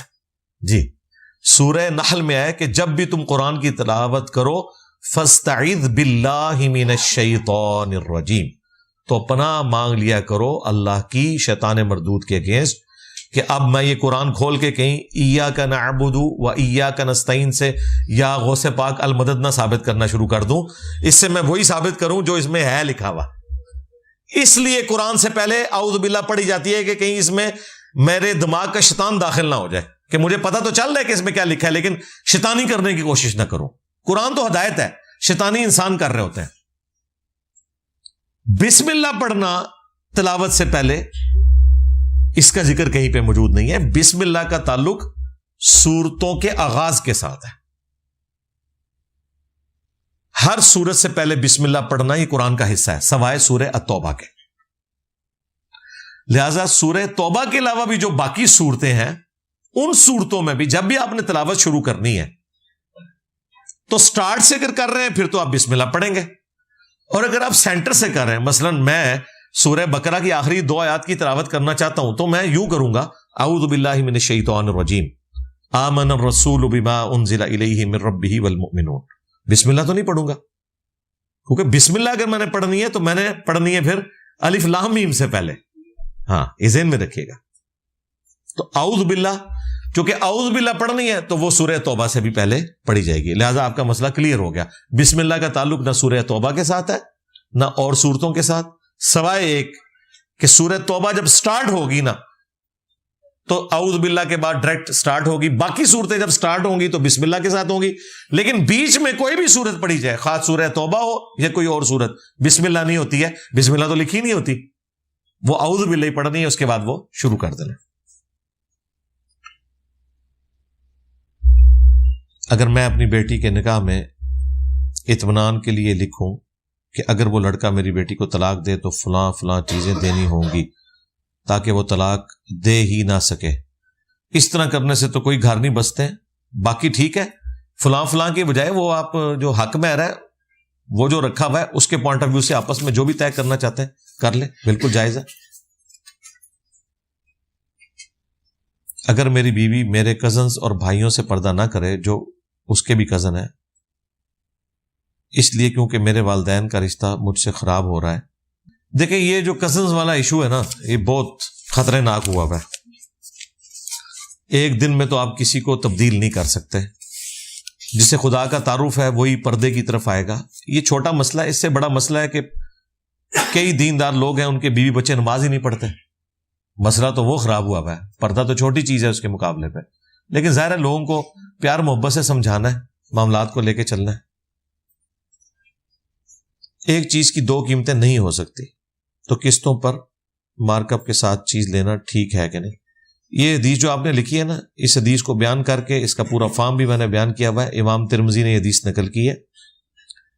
ایک چیز کی 2 قیمتیں ایک وقت میں نہیں ہو سکتی، البتہ اگر بیچنے والا اور خریدنے والا کسی ایک قیمت پہ راضی ہو جائے تو درست ہے. اور اس طرح کا کاروبار نبی الاسلام کے زمانے میں بھی ہوتا تھا اور پوری امت میں رائج رہا ہے کہ نقد کی چیز اتنے کی اور ادھار کی اتنے کی. چونکہ اس میں کموڈٹی انوالو ہے، پیسے کے بدلے پیسہ نہیں بلکہ چیز کے بدلے ہے، اور وہ لاجیکل بھی ہے. دیکھیں ہونڈا کی اگر موٹر بائک 2 لاکھ روپے کی ہے اور آپ 20,000 روپے کی جا کے نکلوا لیتے ہیں تو آپ تو مالک نہیں ہیں اس کے، صرف آپ 20,000 کی بائک کے مالک ہیں. اوپر کا 1,80,000 تو کمپنی نے دیا ہوا ہے، اس کی مالک تو وہ ہے. اور آپ نے 20,000 میں موٹر بائک اپنے قبضے میں لے لیا ہے تو جتنا عرصہ آپ قسطیں نہیں اتارتے اتنا عرصہ اس موٹر بائک کا کرایہ آپ کو اس کمپنی کو دینا چاہیے. اسی کو آپ مارک اپ کہہ رہے ہوتے ہیں، حالانکہ وہ مارک اپ نہیں ہوتا، وہ کرایہ ہوتا ہے. وہ پیسے کے بدلے پیسہ نہیں ہوتا، پیسے کا کرایہ لینا سود ہے، لیکن کموڈٹی انوالو ہو اس کا کرایہ لینا درست ہے. قسطوں کا کاروبار تفصیلی ویڈیو میری دیکھ لیں، میں نے اس کو ڈسکس کیا ہے. اگر امام جلدی نماز ادا کر رہا ہو جس میں تسبیحات بھی مکمل نہ ہو تو کیا کرنا چاہیے؟ دوسری مسجد میں چلے جائیں. یا اس امام کو ہی کوئی گفٹ دیں, اسے کہیں کہ بھائی تھوڑا آہستہ پڑھ لو, یا اپنی سپیڈ تیز کر لیں. اس کے بعد یہ رزلٹ نہیں نکالا جا سکتا کہ میں گھر میں نماز پڑھوں گا. ہاں, یہ ذہن میں رکھیے گا. بازار جاتے وقت چوتھا کلمہ پڑھنا, اس کی فضیلت ثابت ہے. جی حدیث تو ہے جامعہ ترمذی میں, شیخ البانی نے اسے صحیح کہا ہے, شیخ زبیر صاحب اسے ضعیف سمجھتے ہیں. البتہ جو کلمات اس میں آئے ہیں وہ کلمات ثابت ہیں. صبح شام کے اذکار میں ہم نے بھی ڈالے ہوئے, فجر اور مغرب کے بعد 10 دفعہ. ویسے ہر نماز کے ساتھ بھی وہ کلمات آلموسٹ ثابت ہے, تو آپ پڑھ سکتے ہیں. نماز جنازہ پڑھتے وقت مقتدی بھی رفع الیدین کریں گے یا صرف امام؟ یہ تو سوال ہی عجیب ہی ہے بھائی. رفع الیدین سے کون سی ایسی چڑ ہو گئی ہے؟ ظاہر ہے جب امام اللہ اکبر کہہ رہا ہے تو مقتدی بھی اللہ اکبر کہتا ہے, اور جب رفع الیدین ہو رہا ہے سنت کے مطابق تو مقتدی نے بھی کہنا ہے. کئی لوگ سوال پوچھ رہے ہوتے ہیں جی عورتیں مسواک کر سکتی ہیں, کیوں, ان کے دانت نہیں ہیں؟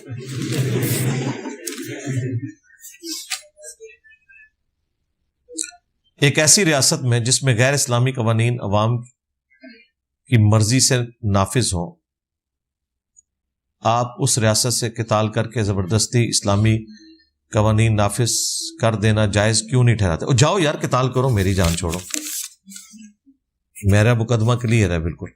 باقی سب لوگ صرف باتیں کرتے ہیں, کرتے کراتے کچھ نہیں ہے.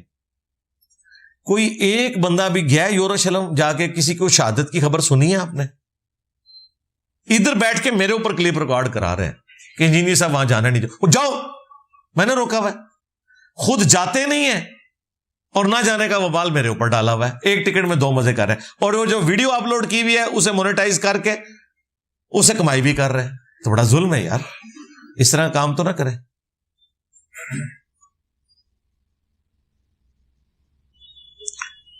اگر رسول صلی اللہ علیہ وسلم اور الہامی کتابیں نہ بھی آتی تو کیا پھر بھی انسان ہدایت کے لیے فطرت کافی تھی؟ جی بیسک ہدایت کے لیے تو کافی تھی, ایک خدا کا تعارف. البتہ خدا انسان سے چاہتا کیا ہے وہ تو ظاہر نہیں پتا چل سکتا تھا نا. ہمیں خدا کا تعارف تو ہو سکتا ہے, لیکن اس تعارف کے بعد ہم نے خدا کے لیے کیا کرنا ہے وہ جب تک خدا نہیں بتائے گا تو ہم تو نہیں کر سکتے نا. وہ تو خدا بتائے گا نا پیغمبروں کے ذریعے کہ بھئی تم نے روزے رکھنے ہیں, تم نے 5 نمازیں پڑھنی ہے. ظاہر ہے اس کا تعلق تو فطرت کے ساتھ نہیں ہے نا. فطرت کے ساتھ تو زیادہ زیادہ یہ ہے کہ آپ نے ماں باپ کے ساتھ اس نے سلوک کر لیا, بیوی بچوں کا خیال رکھ لیا, یہ تو فطرت ہے. لیکن فجر کے وقت اٹھ کے نماز پڑھنی ہے فطرت تو نہیں, جب تک کہ بتایا نہیں جائے گا. ہمیں کیا پتا کس وقت نماز پڑھنی, کتنی رکعتیں پڑھنی ہے. اس لیے عقیدہ توحید کے اعتبار سے تو فطرت کافی ہے. باقی جن لوگوں تک نبیوں کی دعوت نہیں پہنچی ان کے لیے اتنا مان لینا بھی کافی ہے آخرت کی نجات کے لیے. لیکن جن تک دعوت پہنچ گئی ان کے لیے ضروری ہے کہ پھر وہ نبیوں کی تعلیمات پر عمل بھی کریں گے اگر آخرت کی نجات چاہتے ہیں تو. اگر کسی بیماری کی وجہ سے داڑھی کو کٹوانا پڑ جائے تو ٹھیک ہے, بیماری میں تو کچھ بھی ہو سکتا ہے بھائی, کٹوائیں, ضرور کٹوائیں. حضرت عمر نے اپنے بیٹے ابن عمر کی رسول اللہ سے شکایت کی, ابن عمر کی بیوی کو طلاق دلوائے گی, کیا یہ بیٹے کی ذاتی زندگی میں؟ یہ میرے بھائی جو اس طرح کی چیزیں آتی ہیں نا زیادہ تر تو ان کی سندیں غلط ہے. دوسرا آئے نبی کی وحی کے ذریعے جو چیز پتہ چلتی ہے نا آپ کو, وہ ڈیفینیٹلی اللہ کی تائید کے ساتھ ہوتی ہے. جس طرح بخاری میں آتا ہے کہ حضرت ابراہیم علیہ السلام نے اپنے بیٹے اسماعیل کے لیے پیغام چھوڑا تھا کہ گھر کی چوکھٹ بدل لو, تو انہوں نے پھر اپنی بیوی کو طلاق دے دی تھی. تو وہ وحی کی تائید کے ساتھ, باقی کوئی مشورہ دے وہ اس طرح نہیں ہوتا. کیا عوام کی مرضی کے بغیر ریاست پاکستان میں اسلامی قوانین زبردستی نافذ ہو سکتے ہیں؟ زبردستی تو کوئی چیز نافذ نہیں کی جا سکتی, نہ اس کا کوئی رزلٹ نکلتا ہے. باقی جو قوانین جنرل ہے حقوق العباد سے متعلقہ وہ تو آپ نے نافذ کرنے ہیں. انڈیویجول زندگی میں تو کسی کے اوپر کوئی چیز نافذ نہیں کی جا سکتی کہ آپ یہ کہیں گے کہ جس مرد نے داڑھی نہیں رکھی تو اسے کوڑے لگائے جائیں گے. نہیں, اس طرح نہیں ہو سکتا. جو حقوق العباد سے متعلقہ چیزیں ان کے اوپر آپ قدغن لگائیں گے, باقی چیزیں تو کنسنسس کے بغیر نہیں ہو سکتی. میرے ایک دوست نے جوئے کے پیسے سے فریج لیا ہے, کیا اس میں جو برف یا پانی استعمال کرتے ہیں اس کے گھر والوں کے لیے وہ حلال ہے یا حرام ہے؟ آپ کا تو لینا دینا ہی نہیں، یہ تو ان کے گھر والوں کا تو کوئی سوال ہی نہیں ہے. آپ کا دوست ہے، اس کے گھر والے جانے اور وہ جانے، ہو سکتا ہے وہ اس کے اوپر راضی ہو سکتا ہے وہ نماز بھی نہ پڑھتے ہوں، اور اگر وہ نماز نہیں پڑھتے تو یہ بھی تھوڑا بہت ان کو کر لینے دیں. ایڈ فیول ٹو فائر ہی ہے، اس میں سے تو کچھ بھی نہیں نکلنا. تو باقی ظاہر ہے کہ اس طرح کی باتیں پوچھنے والی نہیں ہوتی. اس طرح کے جو بھی غلط معاملات ہیں ان کو آپ نے اوائڈ ہی کرنا ہے. آپ یہ پوچھ سکتے تھے کہ میں اگر اس کے گھر جاؤں تو اس فریج کا پانی پی سکتا ہوں کہ نہیں، ہاں یہ آپ کا سوال. تو آپ کے لیے میرے بھائی وہ حرام نہیں ہوگا. نبی علیہ السلام نے کافروں کے تحفے بھی قبول کیے. دنیا میں نظام اس طرح چل نہیں سکتا. کھانے پر ختم کہلوانا بدعت کیوں ہے جبکہ ختم میں اللہ کا نام پڑھا جاتا ہے؟ یہ اس لیے بدعت ہے کہ اذان میں اللہ کا نام لیا جاتا ہے لیکن عید کی اذان نہیں ہوتی. کیوں نہیں ہوتی؟ کیونکہ نبی علیہ السلام نے نہیں دی. تو کیا ہوا؟ اللہ کا نام ہی لیا جا رہا ہے. سال بعد جنہوں نے مسجد میں آنا ہے ایک اذان عید کی بھی ہونی چاہیے. نہیں ہوتی. جو یہ مثالیں دے رہے ہوتے ہیں وہ بھی نہیں دیتے. وہ کہتے ہیں حضور سے ثابت نہیں ہے. بس یہ بھی ثابت نہیں ہے. ٹھیک ہو گیا؟ جس طرح وہ بدعت ہے یہ بھی بدعت ہے. اگر کوئی شخص حرام کام میں ملوث ہو اور ہمارے منع کرنے کے باوجود وہ ڈٹا رہے اور آخرکار ہم خاموشی اختیار کر لیں تو کیا ہم برابر کے شریک ہیں؟ بس ہو گیا نا. ہم برابر کے شریک تب ہیں جہاں ہم ابھی تک ادھر لگے ہوئے ہیں ساتھ تو اس کام میں. تو باقی آپ نے بتا دیا، آپ کا بتا دینا کافی ہے بس. نفسا نفسی کے اس دور میں ہم اپنے آپ کو کیسے بچا کر رکھ سکتے ہیں؟ کس چیز سے بچانا ہے آپ نے؟ یہ تو آپ نے لکھا ہی نہیں ہے. میں اس کو جنرلی لے لیتا ہوں. نفسا نفسی کے اس دور میں آپ اپنے آپ کو اچھی صحبت سے بچا سکتے ہیں. جو میں نے پہلے بتایا وہ یوٹیوب کی اچھی ویڈیوز کی فارم میں ہو سکتی ہے، قرآن کی تلاوت کی فارم میں ہو سکتی ہے، قرآن کی تفسیر کی شکل میں ویڈیوز کی فارم میں جو اویلیبل ہے اس کو دیکھ کے ہو سکتی ہے. اس کے علاوہ کوئی اور چارہ نہیں ہے. کیا اسلام ہمیں پسند کی شادی کی اجازت دیتا ہے؟ جی، اسلام نہ صرف پسند کی شادی کی اجازت دیتا ہے بلکہ کہتا ہے کہ شادی کرنے کے بعد بھی پھر پسند ہی رکھنی ہے. کیونکہ ہمارے علم میں تو 90% سے زیادہ طلاقیں ہوتی ہیں پسند کی شادی کے اگینسٹ. صرف 5% ہیں جو چلتی ہیں. وہ جو لو میرج ہے نا وہ لب دے پھر دے ہو پھر. تو کریں ضرور پسند کی شادی، بگا کے نہ کریں، آرگنائز طریقے سے کریں. بالکل کریں، کس نے منع کیا؟ میں فیس بک پر آن لائن فرنیچر کسی کمپنی کا سیل کرتا ہوں. گاہک سے آرڈر لے کر کمپنی کو، کیا کمپنی سے کمیشن لینا جائز ہے؟ اگر جائز ہے تو کتنا لینا جائز ہے؟ ظاہر ہے ایک کاروبار کا ذریعہ، جو بھی آپس میں آپ طے کر لیں. اسلام نے کوئی اس کی حد مقرر نہیں کی. جتنا وہ کمپنی دیتی ہے آپ لیں، ضرور لیں. کمیشن کیوں نہیں لینا؟ آپ سروسز دے رہے ہیں. کیا انبیاء کرام پر نازل ہونے والے صحیفوں کا وجود موجود ہے؟ جو میں نے پچھلے دنوں ویڈیو ریکارڈ کروائی ہے اس میں نے سارا تعارف کروایا نا. جو ایک کرسچن بشپ مارمری مینول آسٹریلیا کا، اس کو میں نے جب رسپانس کیا تو میں نے سارا آپ کو وہ صحائف کا تعارف کروایا. اولڈ ٹیسٹمنٹ میں جتنے صحائف ہیں، لیکن وہ ڈیفینیٹلی 100% اپنی اصلی فارم میں نہیں ہے. اس میں چیزیں مکس ہو چکی ہوئی ہیں. تو باقی آپ کے لیے کہ آپ قرآن پڑھیں. قرآن آپ نے پڑھا نہیں ہوا، حدیث کی کتابیں آپ نے پڑھی نہیں ہوئی ہیں اور آپ ان صاحب کے پیچھے پڑھتے ہیں تو یہ غلط بات ہے. پہلے قرآن و حدیث پڑھ لیں، پھر اس کو بھی پڑھ لیجیے گا. دین کے راستے پر چلنے کے لیے سٹیپس بتا دیں کہ کیسے زندگی کی مصروفیات سے نکل کر تو کچھ بھی نہیں ہو سکتا. نکل کر نہیں ہونا. مصروفیات یہ ہو ہی نہیں سکتا کہ کس طریقے سے سمندر سے نکل کر میں اپنی کشتی چلا سکتا ہوں. دریا سے نکل کر، دریا کے اندر ہی چلے گی کشتی. بس پانی جو ہے نا وہ کشتی کے نیچے رہنا چاہیے، کشتی کے اوپر نہیں آنا چاہیے. اس طرح اس دنیا میں ہی آپ نے رہنا ہے. یہ دنیا آپ کے لیے آزمائش گاہ ہے. اسی آزمائش کے اگینسٹ آپ کو آخرت کی نعمتیں ملنی ہیں اگر آپ کامیاب ہوئے. اور اگر آپ دنیا چھوڑ کے پتے پہننے شروع کر دیں جنگلوں میں جا کے، تو آپ تو میدان امتحان سے بھاگ چکے ہیں، تو آپ کی سپلی آئے گی. مجھے بتائیں ایک بندہ کہ میں امتحان گاہ سے ہی اٹھ کے بھاگ جاؤں تو وہ بھی فیل ہوگا. جو اندر بیٹھا ہوا ہے اس نے پیپر خراب کیا وہ بھی فیل، اور جو اٹھ کے پیپر کے ڈر سے بھاگ گیا وہ بھی فیل. پاس اسی نے ہونا ہے جو امتحان گاہ میں بیٹھ کے اس امتحان سے گزرے گا.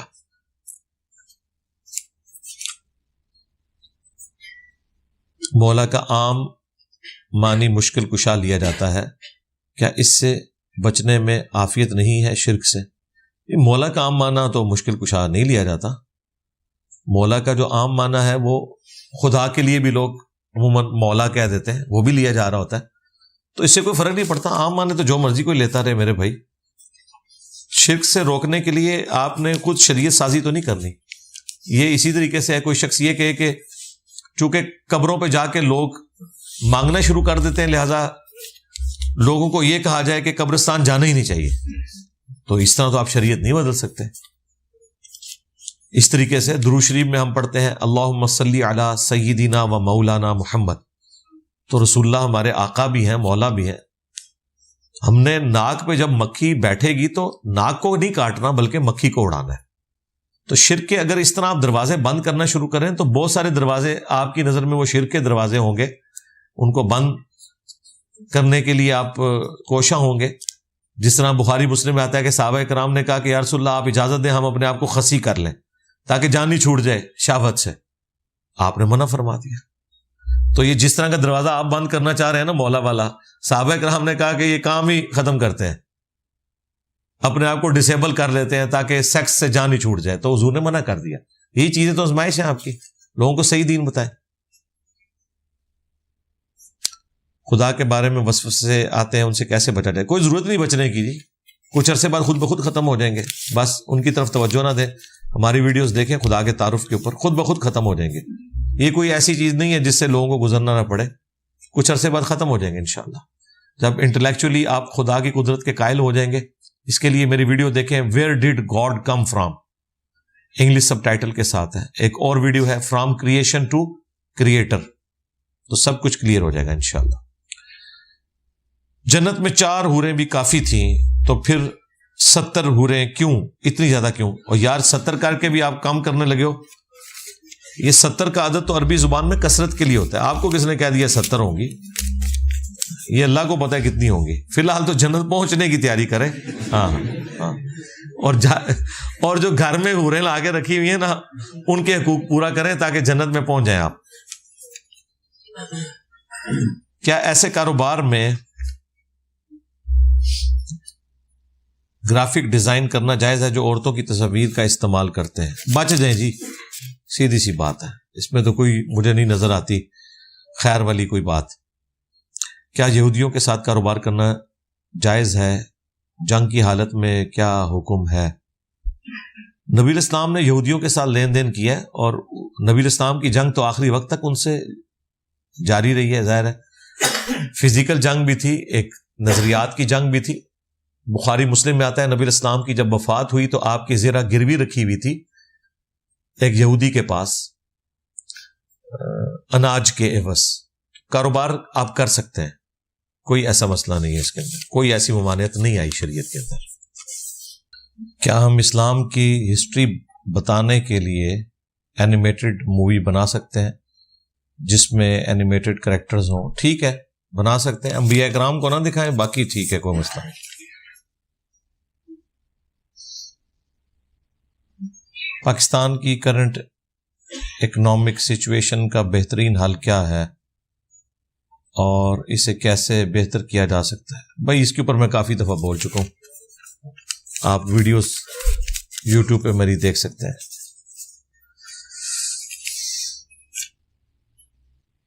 کیا کسی سید کا غیر سید سے نکاح ہو سکتا ہے؟ جی ہو سکتا ہے، اس کے اوپر میری تفصیلی ویڈیو ریکارڈ ہے، بالکل ہو سکتا ہے. نماز جماعت سے رہ جائے تو کیا اقامت ضروری ہے؟ اقامت ویسے عام جماعت کے لیے بھی کوئی جماعت کا حصہ نہیں ہے، لیکن سنت ہے اور تاکیدی سنت ہے. لہذا جب جماعت رہ جائے اور آپ دوبارہ سے جماعت کروا رہے ہیں یا ایون اکیلے بھی پڑھ رہے ہیں تو اقامت پڑھ لیں تو افضل ہے. سنن نسائی میں حدیث ہے تیرے رب کو اس گڈریے پہ بڑا پیار آتا ہے جو پہاڑ کی چوٹی پر اکیلا کھڑا ہو کر اذان اور اقامت کہہ کے جماعت قائم کرتا ہے. جماعت بھی اکیلے ہو سکتی ہے، اگر آپ کے ساتھ کوئی نہیں ہے تو آپ اکیلے بھی جماعت کروا سکتے ہیں. غیر مسلم کے سلام کا جواب دینا لازمی ہے یا نہیں؟ غیر مسلم کے ساتھ کھانا پینا، جی سلام کا جواب بھی دے سکتے ہیں، کھانا پینا بھی درست ہے. باقی جو اس کے ساتھ جڑی ہوئی چیزیں نان مسلم سے متعلق 10 کوسچنس نان مسلم سے متعلق. جب پچھلے دنوں ایک انڈین وزیر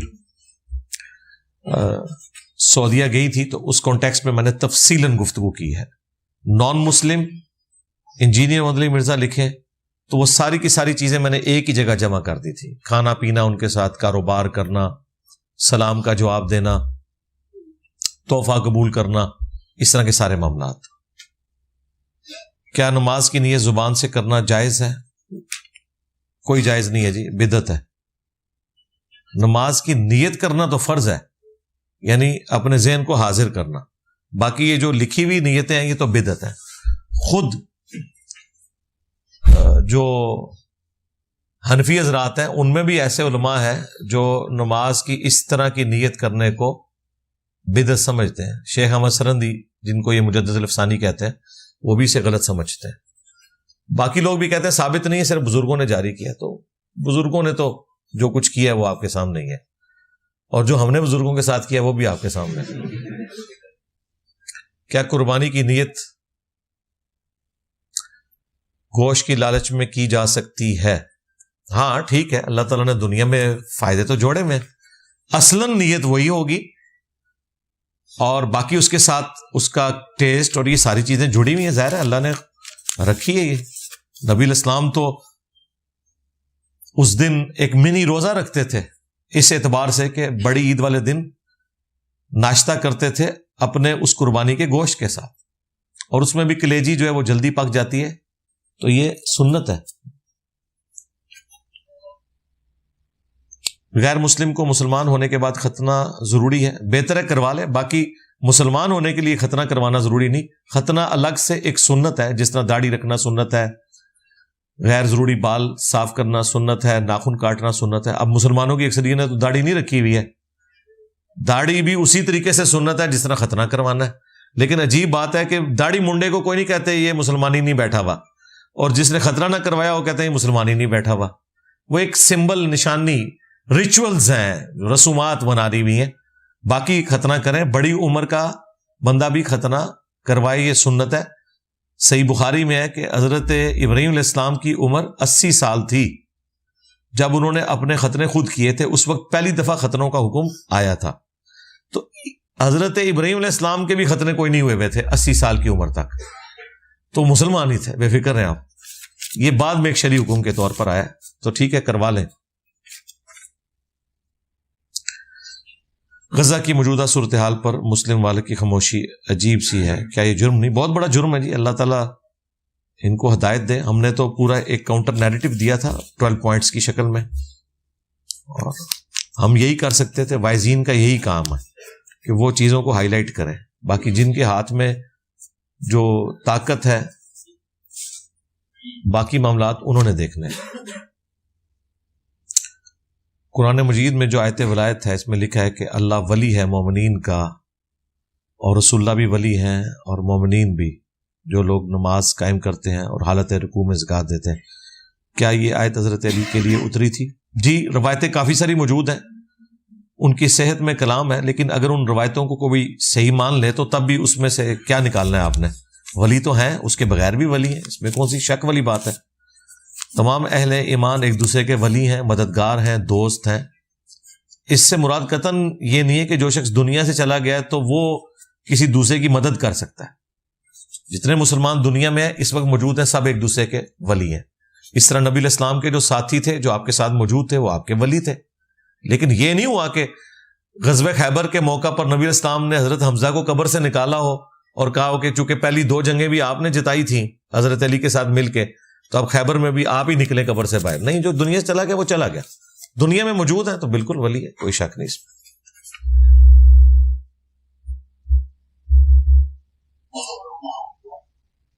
بھانجی کی بیٹی جس کی عمر 22 دن ہے اس کی والدہ وفات پا چکی ہے. انا للہ و انا الیہ راجعون. میں اور آگے لکھا، میں لکھا یا کیا لکھا ہے؟ اچھا، یہ کہتا ہوں کہ میں اسے گود لے لوں تو میں اس کے لیے محرم ہوں گا، میرا بیٹا بھی 14 سال. تو یہ ان کی بھانجی کی بیٹی ہے. ہاں، تو آپ تو محرم رہیں گے. مسئلہ جو ہے وہ آپ کے بیٹے کا ہے تو ٹھیک ہے, ابھی تو 22 دن کی ہے نا, تو 2 سال کے اندر اندر اس کو آپ محرم بنا لینا اپنا گھر والوں کا بھی. آج کل ایسے ٹیکے اویلیبل ہیں جس کی وجہ سے دودھ اتر آتا ہے, تو آپ اپنی وائف کو وہ ٹیکا لگوائیں اور 5 مختلف اوقات میں وہ بچی جو ہے, بچی ہے نا, ہاں, وہ بچی دودھ پی لے آپ کی بیوی کا, تو وہ پھر آپ کے جو اولاد ہے اسی عورت سے, اس کے ساتھ حقیقی رشتہ اس کا قائم ہو جائے گا. اگر آپ کرنا چاہتے ہیں اس طرح کا ارضات کا رشتہ اسٹیبلش, کہ تاکہ کل کو کوئی پرابلم کھڑی نہ ہو, تو اور کر لینا چاہیے, بہتر ہے. خودکشی کرنے والے کی بخشش ہو سکتی ہے؟ جی ہو سکتی ہے, اس کے اوپر میں نے تفصیلی ویڈیو ریکارڈ کروائی ہے. البتہ مسلم شریف میں حدیث ہے نبی علیہ السلام خودکشی والے کا جنازہ نہیں پڑھتے تھے, لیکن صحابہ کو نہیں روکتے تھے, خود نہیں پڑھتے تھے. ظاہر ہے ایک ڈومیننٹ پرسنالٹی کو کبھی بھی خودکشی والے کا جنازہ نہیں پڑھنا چاہیے, اس سے اس عمل کو ایک پروموشن ہی ملتی ہے نا. لیکن خودکشی والے کے لیے دعائے مغفرت کرنا نبی علیہ السلام سے ثابت ہے. میں نے حدیث بھی بتائی تھی, مسلم شریف میں حدیث ہے, ایک صحابی جو ہے وہ نبی علیہ السلام کے ساتھ ہجرت کرنے والوں میں شامل تھے. ان کو کوئی ایسا زخم تھا جس کی تکلیف وہ برداشت نہیں کر سکے, انہوں نے اپنی رگ کاٹ لی اور وہ مر گئے, خودکشی کی موت. ان کی وفات کے بعد ان کے قریبی ساتھی نے انہیں خواب میں دیکھا اور پوچھا کیا ہوا. انہوں نے کہا ہجرت کی برکت سے اللہ تعالیٰ نے مجھے معاف کر دیا. البتہ انہوں نے اپنا ہاتھ پیچھے چھپایا ہوا تھا, اور انہوں نے پوچھا اس ہاتھ کی کیا حالت ہے, تو انہوں نے کہا کہ اللہ تعالیٰ نے میرا وہ ہاتھ درست نہیں کیا جس کو میں نے کاٹ کے خودکشی کی تھی. باقی حضور کی ایک خدمت کی برکت, آپ کے ساتھ ہجرت کرنے کی برکت سے مجھے معاف کر دیا, لیکن اللہ تعالیٰ نے فرمایا یہ ہاتھ تو نے خود خراب کیا تھا, اسے میں درست نہیں کروں گا. تو جب یہ خواب حضور کے سامنے بیان کیا گیا, صحیح مسلم کے الفاظ ہیں, نبی اسلام نے دعا کی کہ اللہ تو اس کے ہاتھ کو بھی صحیح کر دے, تو حضور نے پھر ان کے لیے دعا بھی کی. یہ حدیث اصل ہے کہ خودکشی والے کے لیے دعائے مغفرت بھی ہو سکتی ہے, اس کا جنازہ بھی پڑھا جائے گا. ہاں, ڈومیننٹ لوگ نہیں پڑھیں گے. میں نے 12 بتایا, ہمارا ایک اسٹوڈنٹ تھا دعوت اسلامی سے حفظ کر رہا تھا, 17-18 سال عمر تھی, تو اس نے تیزاب پی کے خودکشی کر لی.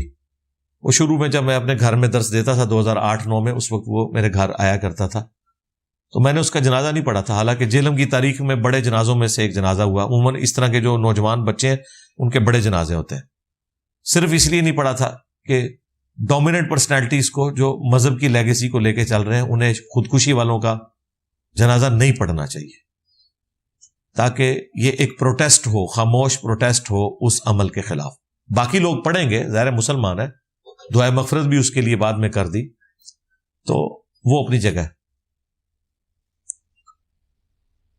نہ چاہتے ہوئے اگر قبلہ کی طرف پاؤں ہو جائیں تو کیا اس کا گناہ ہوگا؟ پاؤں کرنے کا کوئی گناہ نہیں ہے, قبلہ کی طرف پیشاب کرنا گناہ ہے اور تھوکنے کی ممانعت ہے. پاؤں کرنے سے کوئی مسئلہ نہیں ہے, بچنے میں عافیت ہے, شرعی گرفت کوئی نہیں. قضا نماز پڑھنے کا طریقہ وہی طریقہ ہے جو ادا نماز پڑھنے کا. مسجد میں نماز ادا کرنے کا دل نہیں کرتا تو گھر میں ادا کرنے کا کیا حکم ہے؟ جی مسجد میں ہی پڑھنی نماز, مرد میں کسی اور مسجد میں چلے جائیں جس میں آپ کا دل کر جائے. نمازوں کو اکٹھا کیسے کیا جائے؟ مثلا میں ظہر کی نماز میں مصروف ہوں اور ارادہ کر لوں کہ عصر کے ساتھ ملاؤں گا, لیکن عصر بھی نکل جائے, تو اس صورت میں مغرب کے ساتھ نہیں جی اتنا لمبا نہ جاؤ. نمازیں صرف 3 اوقات میں ہی پڑھی جا سکتی ہیں. فجر الگ پڑھنی ہے, ظہر عصر جمع ہو سکتی ہے, مغرب عشاء جمع ہو سکتی ہے. یہ نہیں ہے کہ ظہر عصر مغرب عشاء کو اکٹھا آپ جمع کرنا شروع کر. نمازیں جمع کرنے کا طریقہ میری ویڈیو دیکھ لیں. شیعہ اور سنی کی اذان میں فرق کیوں ہے؟ ظاہر ہے جس طرح باقی چیزوں میں فرق ہے, بدعات داخل کی ہوئی ہیں. سنیوں نے ساتھ درود شریف جوڑ لی ہے, شیعہ نے حضرت علی کو بیچ میں داخل کر دیا ہوا ہے, یہ بدعات ہے. باقی وہ جو پڑھتے ہیں نا حی علی خیر العمل, وہ روایتیں اہل سنت کے ہاں بھی پائی جاتی ہیں. سنن کبریٰ البیہقی کے اندر اس میں کوئی ایشو نہیں ہے. مسئلہ جو ہے یہ بعد میں جو انہوں نے خلافت والے معاملات جوڑے میں. میری دوسری شادی کرنے پر پہلی بیوی نے عدالت سے خلا لے لی ہے. جی ظاہر ہے یہی ہوگا. میں نے آپ کو پہلے ہی بتایا تھا کہ دوسری شادی شوق سے کریں لیکن نیٹ ایک ہی رہے گی آپ کے پاس. یہ تو ہونا تھا. آپ نے ہماری ویڈیوز دیکھی ہوتی تو آپ کو پہلے ہی پتا چل جاتا کہ آپ کے ساتھ یہ کچھ ہونا ہے. تو جو عدالت سے خلا لینے کے لیے اس نے, ظاہر ہے تو آپ نے اس کو غلام تو نہیں بنا کے رکھنا, تو جائیں عدالت میں اور جا کے اپنا مقدمہ لڑیں. باقی آپ جانے اور آپ کی بیوی جانے.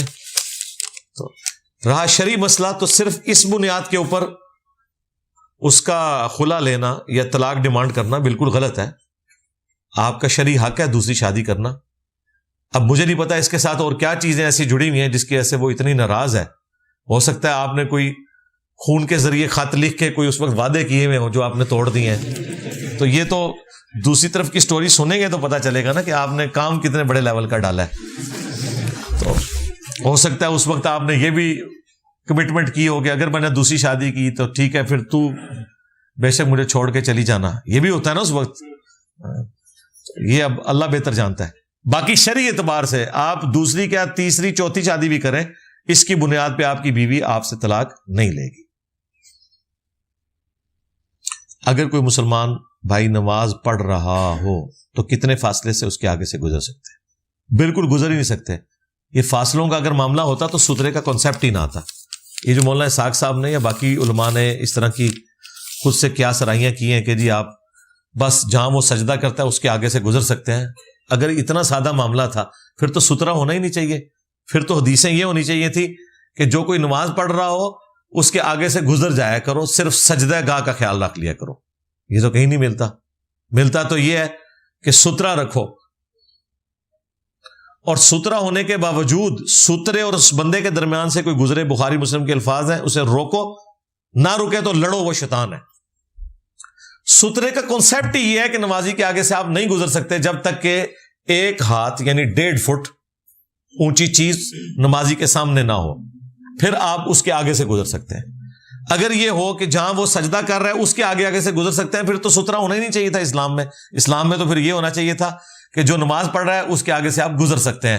صرف یہ خیال رکھ لیں کہ جہاں پہ سجدہ کر رہا ہے اتنے حصے کو چھوڑ دیں, آگے سے گزر جائیں. تو یہ تو کہیں ضعیف روایت میں بھی نہیں بات آئی, بلکہ اس قدر عذاب ہے کہ 40 سال تک انتظار کرے وہ شخص اگر وہ عذاب جان لیتا. سنن ابن ماجہ میں حدیث موجود ہے, بخاری مسلم میں بھی ہے. وہ راوی کہتا ہے میں بھول گیا ہوں کہ 40 سال کہا تھا, 40 دن. ابن ماجہ میں 40 سال. 40 دن بھی ہوں تو بہت زیادہ ہے. اور یار 40 سیکنڈ کی نماز ہوتی ہے, تھوڑی دیر رک جاؤ. سترے کے اوپر میری تفصیلی ویڈیوز ریکارڈ ہے. سترا ضروری ہے. بخاری مسلم میں نبی علیہ السلام جب عید کی نماز کے لیے بھی جاتے تھے, ایک صحابی آگے نیزہ اٹھا کے چلتا تھا. میدان میں پہلے وہ نیزہ گڑا جاتا تھا, اس کا سترا بنایا جاتا تھا, پھر نبی علیہ السلام نماز پڑھتے تھے. سترے کا اتنا اہتمام تھا. سترا سامنے ہوگا تب بھی آپ کے آگے سے کوئی گزر سکتا ہے, اور وہ بھی سترے کے دوسری طرف سے, سترے اور آپ کے درمیان سے نہیں. یہ نہیں ہو سکتا جی 2 صفحے چھوڑ کے گزر جائیں. ایک ضعیف روایت ملتی ہے اور وہ بھی کسی کام کی نہیں. اس میں ابو داؤد میں الفاظ ہیں کہ نمازی کے آگے سے اتنے فاصلے سے گزرا جا سکتا ہے کہ اگر کوئی شخص ایک پتھر اٹھا کے زور سے پھینکے, جتنی دور جائے گا ہاں اتنے حصے کو چھوڑ کے اس کے آگے سے لو سامو اے لکھے جی. پھر ہاں صحیح مسلم کی حدیث کے مطابق نماز میں ہاتھ باندھتے وقت ہاتھ کے اوپر ہاتھ رکھنا اور آپ ہاتھ بازو کے اوپر رکھتے ہیں. پہلی تو بات یہ ہے کہ یہ جو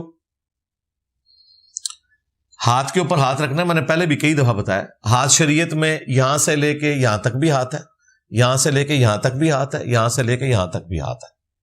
یہ پورے کو بھی ہاتھ کہا جاتا ہے. باقی جس طرح پھر ہم اس کی باریکی بیان کرتے ہیں, جس طرح آپ نماز کا قیام ہے, ثنا بھی قیام ہے, سورہ فاتحہ بھی قیام ہے, اور سورہ فاتحہ کے بعد سورت ملانا بھی قیام ہے. لیکن جب آپ تفصیلات کرتے ہیں پھر آپ بتاتے ہیں کہ قیام میں یہ چیزیں ہوتی ہیں. اس طریقے سے یہ پورا بھی ہاتھ ہے, اتنا بھی ہاتھ ہے. چور کے ہاتھ جب کاٹے جائیں گے ادھر سے کاٹے جائیں گے, اگرچہ ہاتھ اس کو بھی بولا جاتا ہے. لیکن جب آپ تفصیل میں جاتے ہیں پھر آپ کہتے ہیں عربی میں انگلیوں سے لے کے کلائی تک رزق کہلاتا ہے. ایک کلائی کو کف کہا جاتا ہے، کف سے لے کر کلائی سے لے کر کونی تک اس کو ساعد کہا جاتا ہے، اور انگلیوں سے لے کر کونی تک اس کو زرہ کہا جاتا ہے تینوں ہاتھ ہی ہیں۔ تو بخاری میں واضح الفاظ ہیں، نبی علیہ السلام نے اپنا دایاں ہاتھ بائیں زرہ پر رکھا۔ اب ہمارے جو شیخ تھے زبیر علی صاحب، انہوں نے تو میرے انٹرویو میں یوں ہاتھ رکھ کے بتایا، انہوں نے کہا یہ پوری زرہ یوں بنتی ہے۔ انہوں نے کہا اگر کوئی یوں رکھتا ہے تو ہم اس سے پوچھیں گے کہ زرہ کا یہ والا حصہ کیوں چھوڑ دیا ہے، اس میں تو زرہ کے الفاظ ہیں۔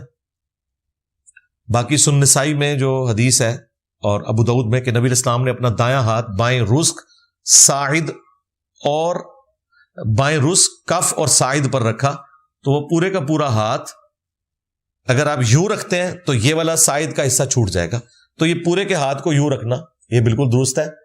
اگر کوئی یوں رکھنا چاہتا ہے تو یوں رکھ لے، کوئی فرق نہیں پڑتا، وہ آپ کی اپنی مرضی ہے۔ ہم تو ہاتھ کھول کے بھی نماز پڑھنے کے قائل ہیں، اس کو کوئی جھگڑا بنانے کی ضرورت نہیں ہے۔ جماعت کے دوران اگر دیر آنے کی وجہ سے ایک رکعت رہ گئی اور رکوع میں شامل ہو جائیں تو کیا رکعت ہو جائے گی کہ دوبارہ پڑھنی پڑے گی؟ جی اکثریت کی یہی رائے ہے، اور ہم نے اس پہ رجوع بھی ریکارڈ کروایا کہ رکوع میں رکعت مل جاتی ہے، صرف امام بخاری کا تفرد ہے، باقی پوری امت سنی ہو شیعہ ہو چاروں فقہ کے بڑے امام ہو سب رکوع میں رکعت ملنے کے قائل ہیں، لیکن اس کی روٹین نہیں بنانی چاہیے۔ مجھے گردوارے مندر اور پرانی مسجدیں دیکھنے کا شوق ہے، ٹھیک ہے جائیں، لیکن امام صاحب کہتے ہیں مندر یا گردوارہ جانے سے گناہ ہوتا ہے۔ اگر وہاں وہ ایکٹیویٹیز کر رہے ہیں تو وہ گناہ ہے، ویسے آپ وزٹ کر سکتے ہیں، اس کے اوپر میری ویڈیو ریکارڈ ہے، کیا مندر وزٹ کیا جا سکتا ہے، ایک ہسٹوریکل پلیسز کی صورت میں آپ جا سکتے ہیں، کوئی مسئلہ نہیں۔ جو لوگ نئے نوٹوں کا کاروبار کرتے ہیں 100 کی کاپی 1300 کی بیچتے ہیں، بالکل سود ہے جی، پیسے کے بدلے پیسہ ہے، اس پہ میری تفصیلی ویڈیو ہے، نیو نوٹس کا بزنس آپ لکھیں۔ میں نے بتایا کہ بھائی ورتھ تو اس کی ایک ہی ہے نا، 100 کا نیا نوٹ ہو یا پرانا، قیمت تو اس کی ایک ہے۔ یہ تو ہو ہی نہیں سکتا کہ آپ کہیں جی مجھے 100 کا پرانا نوٹ دو اور ساتھ 10 روپے دو تو میں تمہیں 100 کا نیا نوٹ دوں گا، تو آپ کیا کر رہے ہیں 110 لے کے 100 دے رہے ہیں، پیسے کے بدلے پیسہ لے رہے ہیں، تو یہ سود ہے۔ ایک صورت اس کی جائز ہے، اگر وہ ہار بنا کر ویلیو ایڈیشن کی جائے پھر ٹھیک ہے۔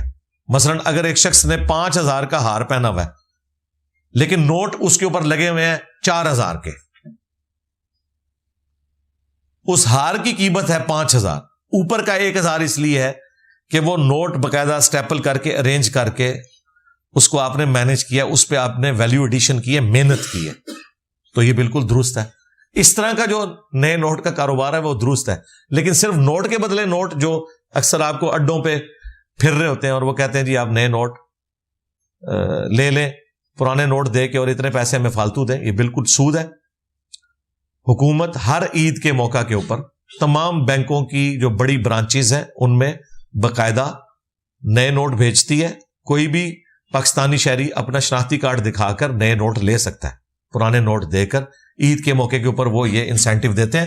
لیکن وہاں بھی آپ کے جو پاکستانی مسلمان بھائی ہیں نا، وہ نوٹ جو بینک میں کام کرنے والے لوگ ہیں حرام خوری کرتے ہیں، عوام کے حصے کے نوٹ لے کے وہ باہر مہنگے کر کے بیچتے ہیں، اور اس وجہ سے عام بندے جو ہیں اس سے محروم رہتے ہیں۔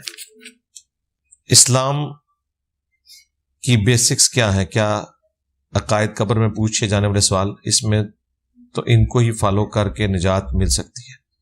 اور بھائی کوئی شارٹ کٹ نہیں ہے اسلام کے اندر، 24 گھنٹے کی زندگی جو آپ نے گزارنی ہے اس میں جتنی چیزیں ہیں وہ ساری سیکھنا، ان پہ عمل کرنا ضروری ہے۔ ہاں کوئی وظیفہ ایسا نہیں ہے کہ آپ آخرت میں نجات پا جائیں، 5 وقت کی نماز پڑھنی ہے۔ باقی اگر آپ اسپیسیفکلی سوال کر رہے ہیں تو اس کا جواب نبی علیہ السلام نے دیا ہے، بخاری مسلم میں حدیث ہے، اسلام کی بیسکس 5 چیزوں پر ہے۔ سب سے پہلے گواہی دینا توحید کی اور رسول اللہ کی رسالت کا اقرار کرنا، دوسری چیز 5 وقت کی نماز قائم کرنا، تیسری چیز زکوٰۃ دینا، چوتھی چیز اگر استطاعت ہو اللہ کی راہ میں حج کرنا، اور 5ویں چیز رمضان کے روزے۔ یہ ہے بیسکس، لیکن اس کے ساتھ جڑی ہوئی جتنی چیزیں اگرچہ اس میں ذکر نہیں ہے وہ شامل ہیں۔ مثلا نماز کا ذکر کیا، وضو کا غسل کا ذکر نہیں ہے اس میں موجود حدیث میں، لیکن وہ امپلائڈ ہے۔ حج کا ذکر کیا لیکن ساتھ اس کے احرام کا، باقی طواف کعبہ کے کیا چکر لگنے ہیں، وہ ساری چیزیں وہ نہیں موجود، لیکن وہ امپلائڈ ہے اس کے اندر، شارٹ کٹ کوئی نہیں جی۔ ترمذی کی حدیث میں قرآن اور اہل بیت کے پکڑنے کا ذکر ہے۔ یہ روایتیں کمزور ہیں جی جو آپ نے ذکر کی ہیں۔ شیخ البانی نے ضعیف جمع ضعیف کر کے انہیں حسن یا صحیح درجے تک پہنچایا ہوا ہے۔ ہمارے نزدیک یہ روایتیں کمزور ہیں۔ صحیح روایت وہی ہے جو غدیر خم کی ہے۔ یہ میں نے مولانا اسحاق صاحب کا جب انٹرویو کیا تھا، پہلا سوال ہی ان سے یہی ڈسکس کیا تھا۔ اس میں کہا تھا انہوں نے کہ بیٹا وہ جو حدیثیں ہیں جن میں اہل بیت کو بھی پکڑنے کا حکم ہے، وہ روایتیں بھی کمزور ہیں، بات سچی کرنی چاہیے۔ یہ جملے ان کے سٹارٹ میں وہ انہی روایتوں کا ذکر کر رہے تھے۔ اگر گھر والے سنت پر عمل نہ کرے تو بندہ گھر چھوڑ کر جا سکتا ہے۔ گھر چھوڑ کے کیوں جانا ہے بھائی آپ نے؟ آپ گھر میں رہ کے سنت پہ عمل کر کے ایسے سراپا سنت بنے کہ آپ کے گھر والے آپ سے امپریس ہو کے دین کی طرف آئیں۔ گھر چھوڑ کے آپ نے کیا جانا ہے؟ عمل وہ نہیں کر رہے، آپ کو گھر چھوڑ کے جا رہے ہیں۔ ہاں اس صورت میں کہ آپ کو وہ دین پہ چلنے سے روکیں اور آپ کے لیے کوئی اور چارہ نہ ہو، مجبوراً گھر سے ہجرت کرنی پڑے، وہ الگ بات ہے۔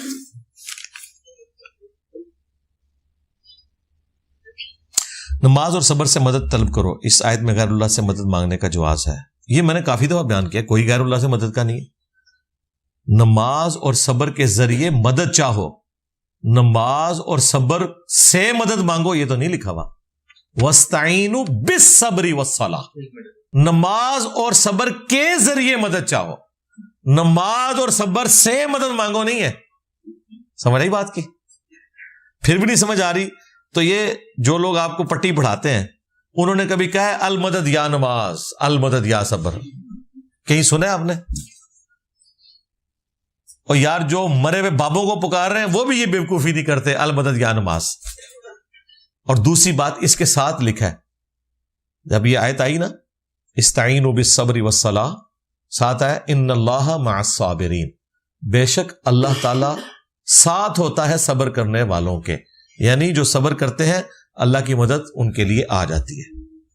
تو یہ غیر اللہ سے مدد نہیں ہے، نماز اور صبر کے ذریعے اللہ کی مدد ہے، یعنی نیک اعمال کے ذریعے اللہ کی مدد طلب کرنا، بالکل درست ہے۔ نیک اعمال کو نہیں پکارنا کہ یا نماز میری مشکل کشائی فرمائیں، یا صبر المدد، یہ تو کوئی نہیں کہہ رہا ہوتا۔ اس سے آپ اندازہ لگا لیں ہمارے علماء کے علمی لیول کا کہ ان بچاروں کو اس آیت میں سے کیا سمجھ آتا ہے۔ توحید سے متعلق 10 دھوکے، میری ایک ویڈیو ہے، اس میں نے ایک دھوکہ یہ بھی بتایا جو یہ دھوکہ دیتے تھے۔ پھر میں نے اپنی زندگی میں توحید کے حوالے سے کافی ساری ویڈیوز ریکارڈ کرائی ہیں، دعا صرف اللہ ہی سے، باقی ویڈیوز۔ کچھ مہینے پہلے میری جو ویڈیو ریکارڈ ہوئی ہے نا، شیطانی توحید، شیطانی بابوں کا فتنہ، میرے سارے توحید کے لیکچرز ایک طرف ہیں، وہ میں نے ایک طرف ذرا اس سٹائل میں توحید بیان کی ہے جو توحید کا ایک تقاضا ہے، اور اس میں نے کوئی لحاظ نہیں کیا، بالکل اپنی انٹینسٹی میں ایک ایک چیز بیان کی ہے۔ اس میں بھی میں نے یہ سارے وسوسوں کا ذکر کیا ہے۔ یہ ساری کہانیاں ان کی پٹ چکی ہیں بھائی۔ کبھی کوئی بات کرتے تھے جی امی سے روٹی نہ مانگے، ہاں اب لوگ امی کو بھول گئے ہیں جب سے میں نے کہا کہ جی غوث پاک کو فون کرو 2 نیسلے دی بوتلاں بھیجو۔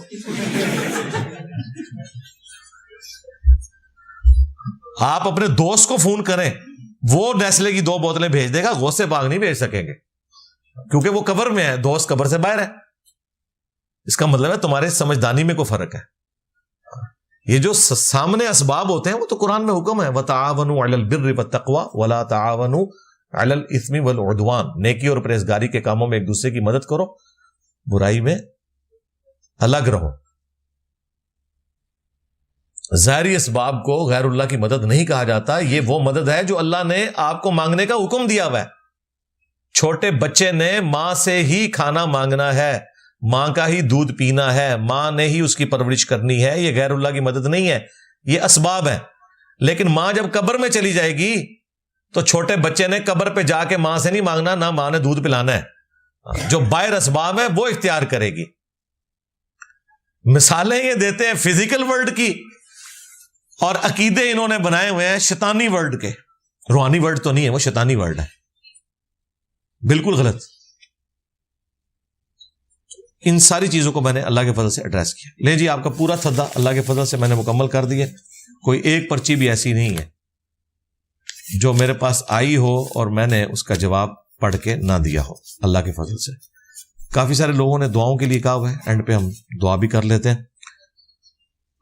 اللہم انی اسألک بانک انت اللہ لا الہ الا انت الاحد الصمد الذی لم یلد ولم یولد ولم یکن له کفوا احد وإلہکم الہ واحد لا الہ الا هو الرحمن الرحیم الف لام میم اللہ لا الہ الا هو الحی القیوم اللہم صلی علی محمد وعلی آل محمد اللہم ربنا آتنا فی الدنیا حسنہ وفی الآخرۃ حسنۃ وقنا عذاب النار ربنا آتنا من لدنک رحمہ وہیئ لنا من امرنا رشدا ربنا هب لنا من ازواجنا وذریاتنا قرۃ اعین وجعلنا للمتقین اماما ربنا آتنا فی الدنیا حسنہ وفی الآخرۃ حسنۃ